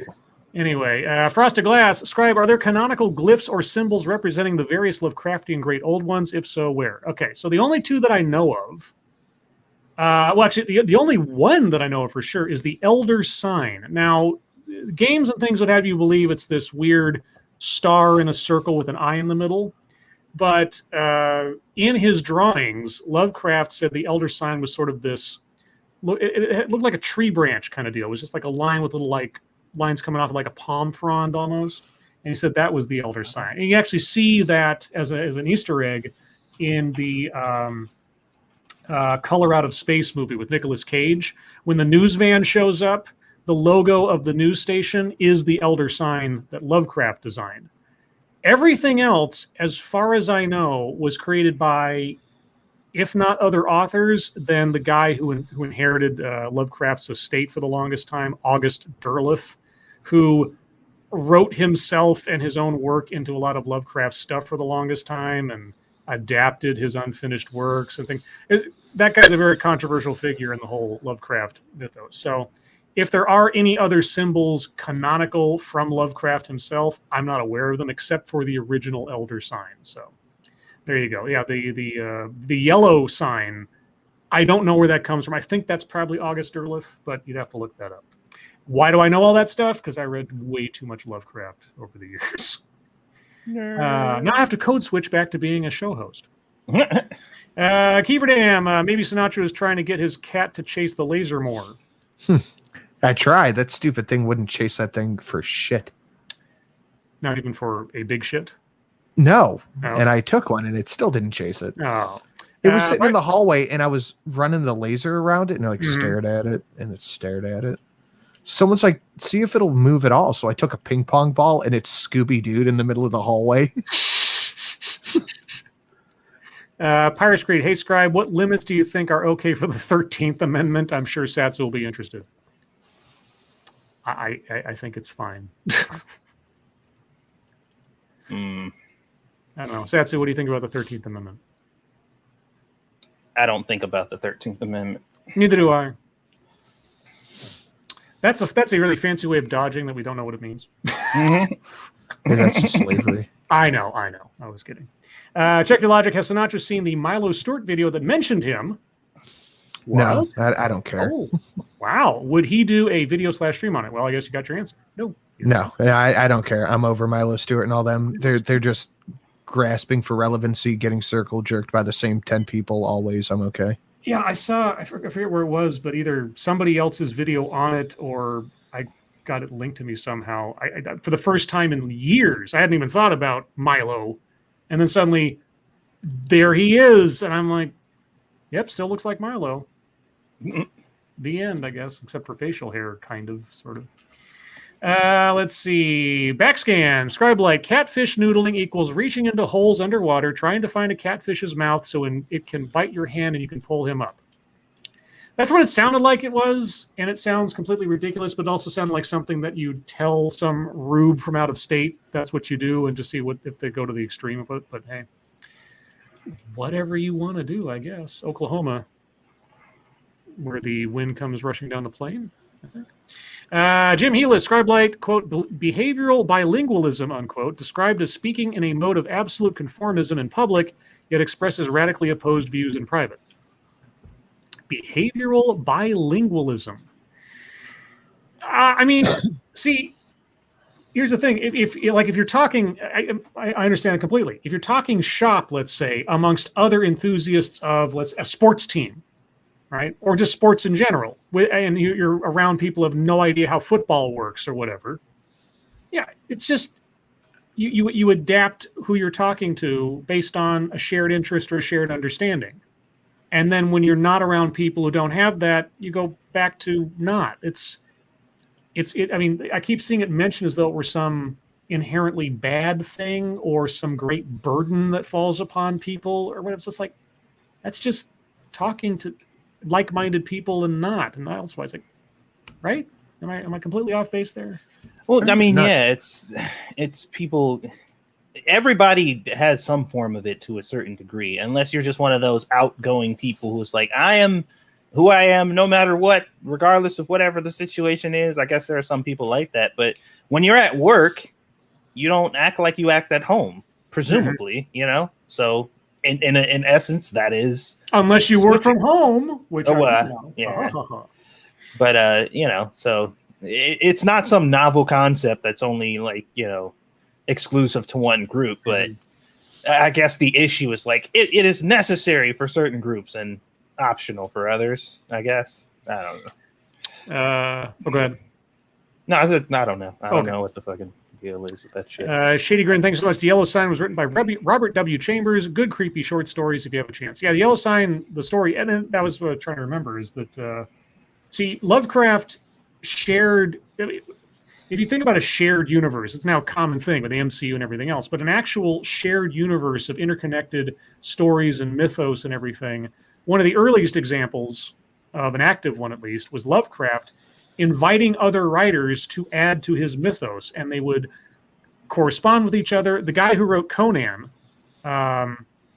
he corresponded with Lovecraft a lot, and he ended up introducing a lot of Lovecraftian deities and things into his stories of Conan and Kull the Conqueror and everything. So when you read a Conan story, it's part of the Cthulhu mythos, which is just amazing. And of course, these guys had all sorts of correspondence. And Robert E. Howard, I should say. And so there's this sort of shared Cthulhu mythos amongst several different writers, whether it's Lovecraft and Howard and Robert Bloch and many others, and Chambers as well. What is a canonical symbol? Again, I'd have to say the most canonical is, I suppose, with that original core of the writing circle, and Lovecraft especially. But I don't know who made up the Yellow Sign. I'm pretty sure August Derleth made up the non-canonical Elder Sign. And if there are other symbols out there, I don't know them offhand. Now let me code switch back to talking about other things. Let's see. Ebony Williams says, how you speak to your friends versus your relatives is different, for me at least. Yeah, it's situational. It's shared experience, shared vocabulary. When I was talking, when I was with my old vampire gaming group, we would use gaming terms like you guys use gamer words. Gamer words. Retcon. Now, retcon has come into way more mainstream in recent years because of all gaming stuff coming into sort of the mainstream with movies and everything else. So if I say retcon now, people know what I'm talking about. We had different gamer words in mind. Well, I got a lot of different gamer words. Oh, but that was one of them. I'd never heard the word retcon. Okay, you're still not getting the joke. It's fine. I guess not. You're gonna have to code switch that, sir. Or PewDiePie gamer words? Nothing. All right. I never watched PewDiePie. Oh, Satsu got it. That's what counts. Yeah. The only PewDiePie I ever watched with any consistency way back in the day was when he was playing that Happy Wheels. Remember that game, that bike game? Yeah, that game has evolved quite a bit since I know. time you've seen it. Oh yeah, no, I know. But yeah, Happy. So that was my first introduction to PewDiePie. Was just him screaming and yelling as he crashed people into their death in Happy Wheels, and that is about as far as I ever went watching PewDiePie. Everything I knew about PewDiePie after that was in other people's videos about him or referencing things that had happened, because I just never became a bro, a PewDie bro or whatever. Anyway. Well, that was a long explanation about you forgetting that PewDiePie said the N-word. Yes, that is true. I guess I did. That's how much PewDiePie means to me, I suppose. Gamer Valine, it's just words, no need for gamer.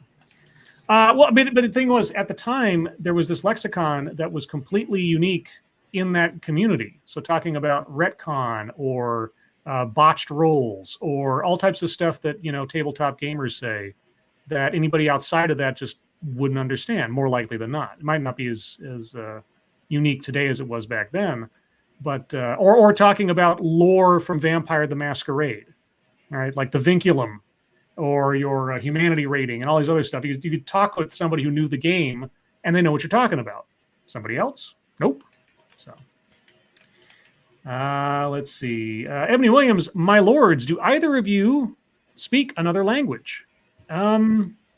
Not fluently. I know several words and phrases in different languages, but I don't actually fluently speak a second language. Yeah, nope. Sinatra? Oh, he's muted himself. He's probably taking another giant dump. Okay. Right in this. Let's see. Keeverdam. Oh, he's talking to Mike Arbus. Actually, I'm not a fan of The Wire. I only heard about it because my cousin is a fan. It was also referenced in a song from 2007. LOL. The Wire. Sorry about that. My mom called me. Okay. What was the question? Oh, An do you speak another language fluently, basically? No. Okay. Kano.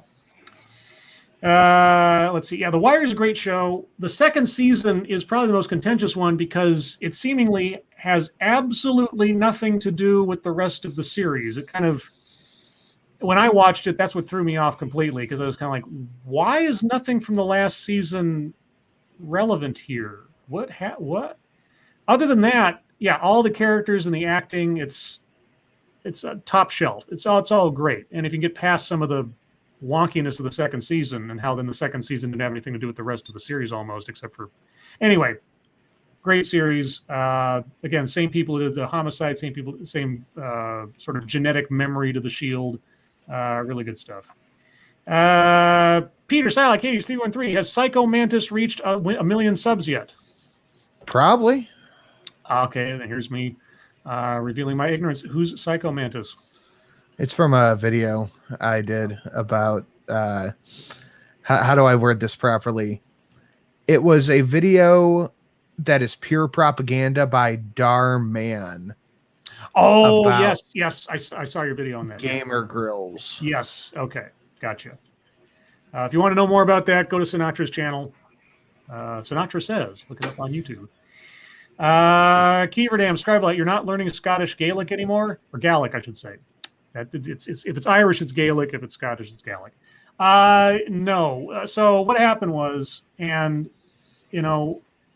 I still feel embarrassed about it. Tailed Feature was doing his best to teach me Scottish Gaelic, and I was doing my darndest to try to absorb it. But because of circumstances, real life, I had to go like a week or two without having one of my weekly sort of vocabulary sessions with him. And I came back from that and he started going over what we did in the previous session.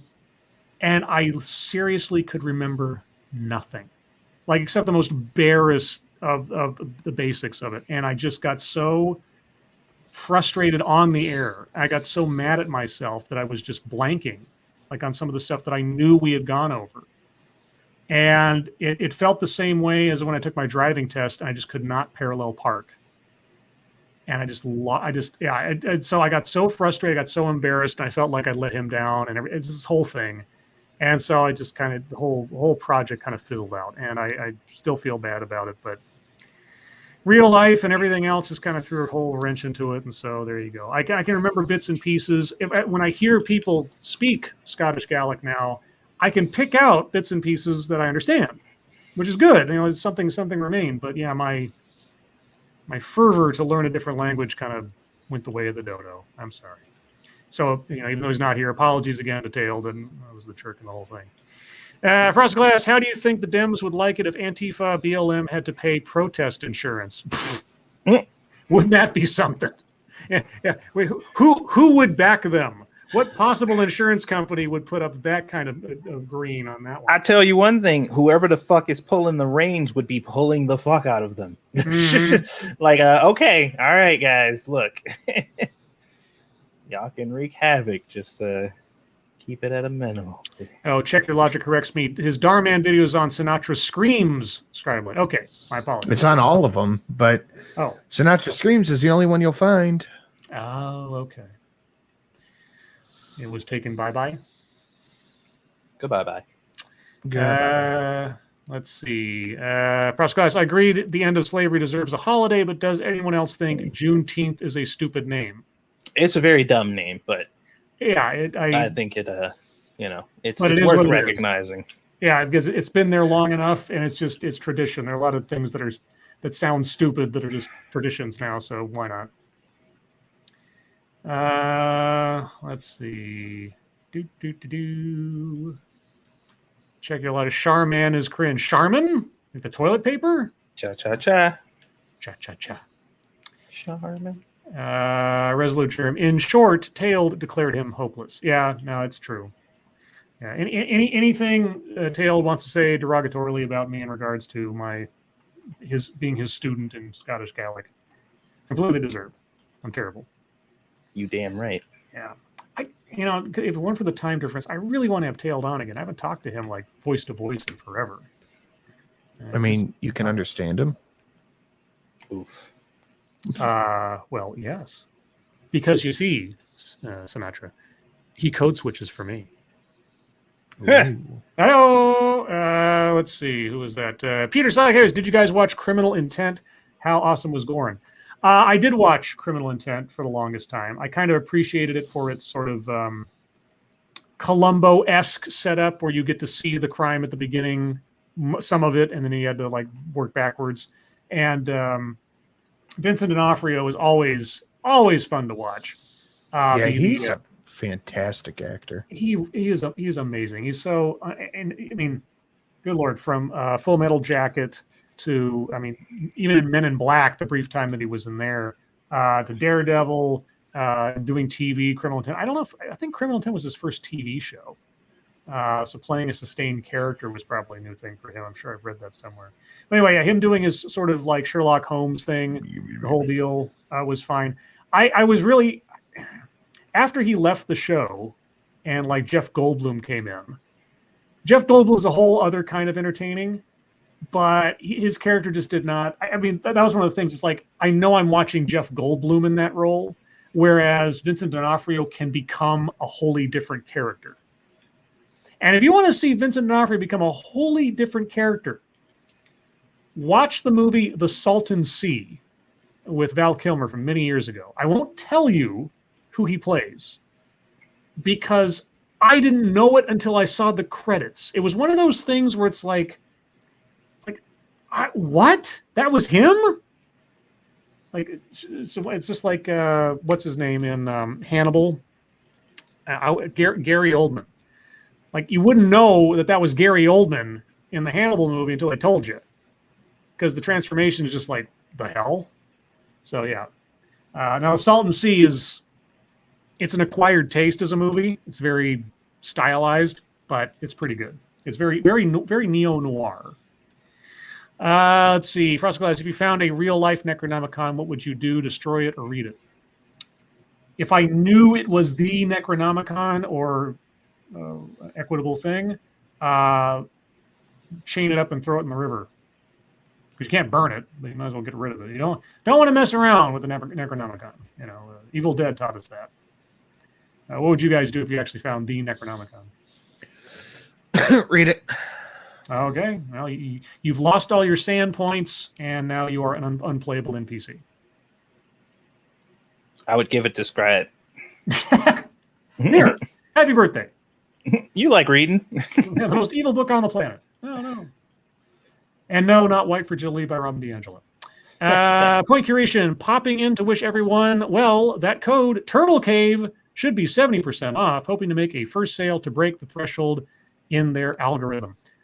Well, again, look in the chat, guys. Point has put his link up there to his Etsy store where he sells his original art.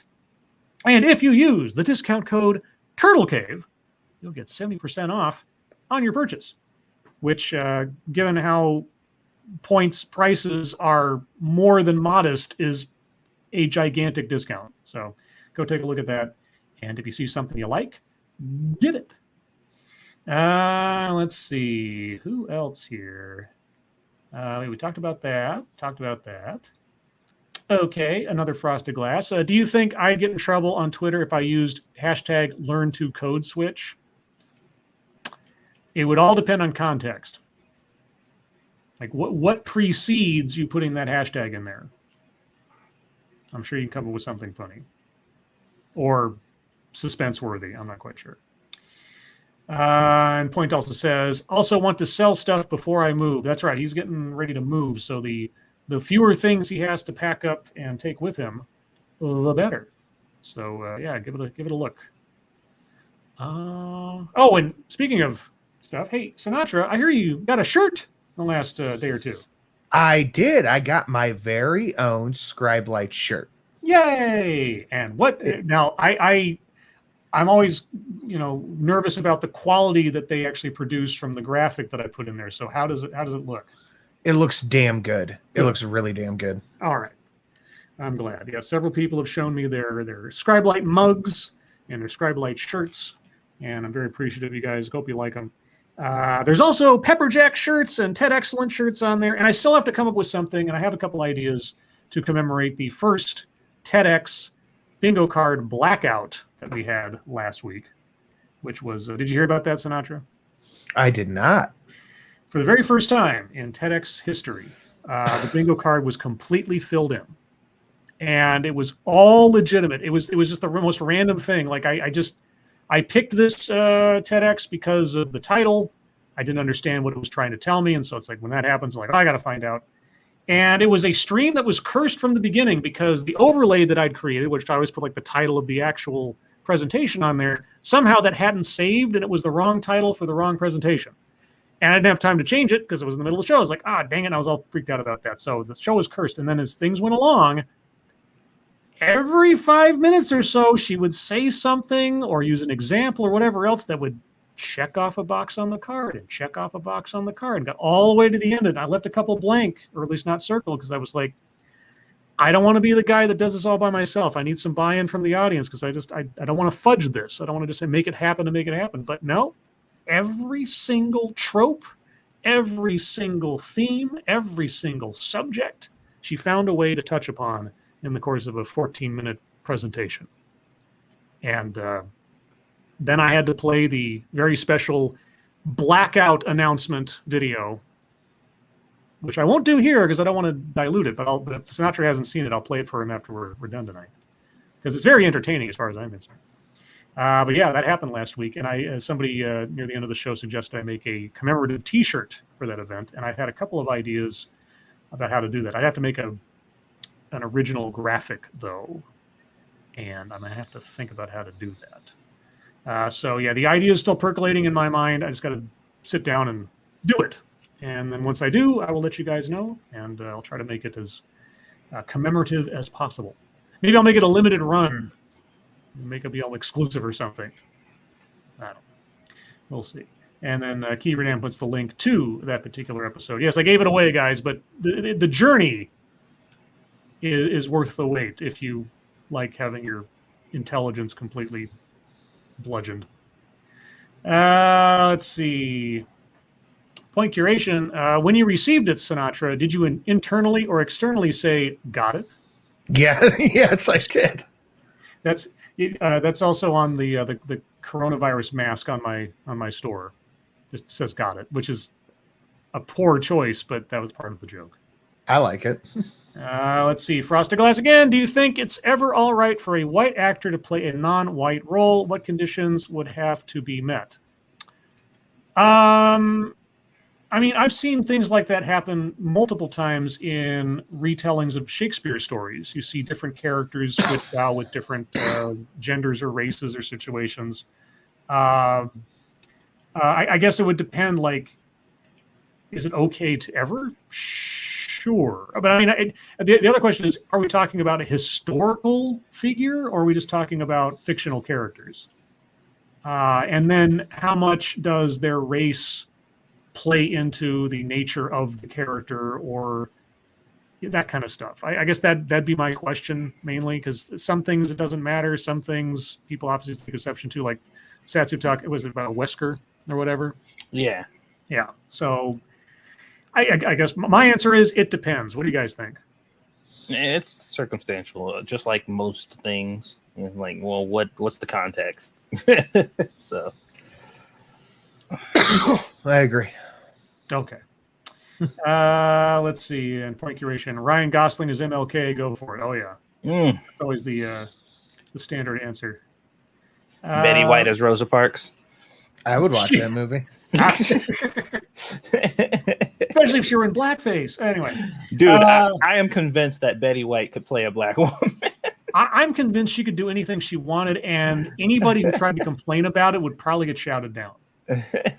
But all that being said, everyone, we're at the top of the hour, and thus the end of the show. So, everyone, thank you so much for joining us tonight. You are the greatest audience in the world. Moderators, thank you for keeping an eye on things. Even though everyone is so well behaved, you have very little to do. Everyone who donated, thank you so much for your generosity. I really do appreciate it. Sinatra, where can people find you next? I will be on the AAA tomorrow on Polydub's channel at 5:30 Eastern. And if anybody can find a bottle of Blanton's, message me.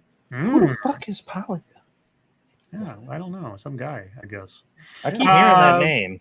Satsu, are you doing anything after this? Man, hell no, I ain't doing nothing. All right. As for myself, aside from where you can find me tomorrow night on Satsu's channel at 6 p.m. Pacific, 9 p.m. Eastern for the next episode of Lords of the Night, you can find me Thursday on this channel at noon Pacific, 3 p.m. Eastern for the next installment of TED Excellence, where we will have a new card C, because I retired the other one for the sake of the blackout, and we'll see the journey towards the next, if ever, full bingo card or whatever we get out of it.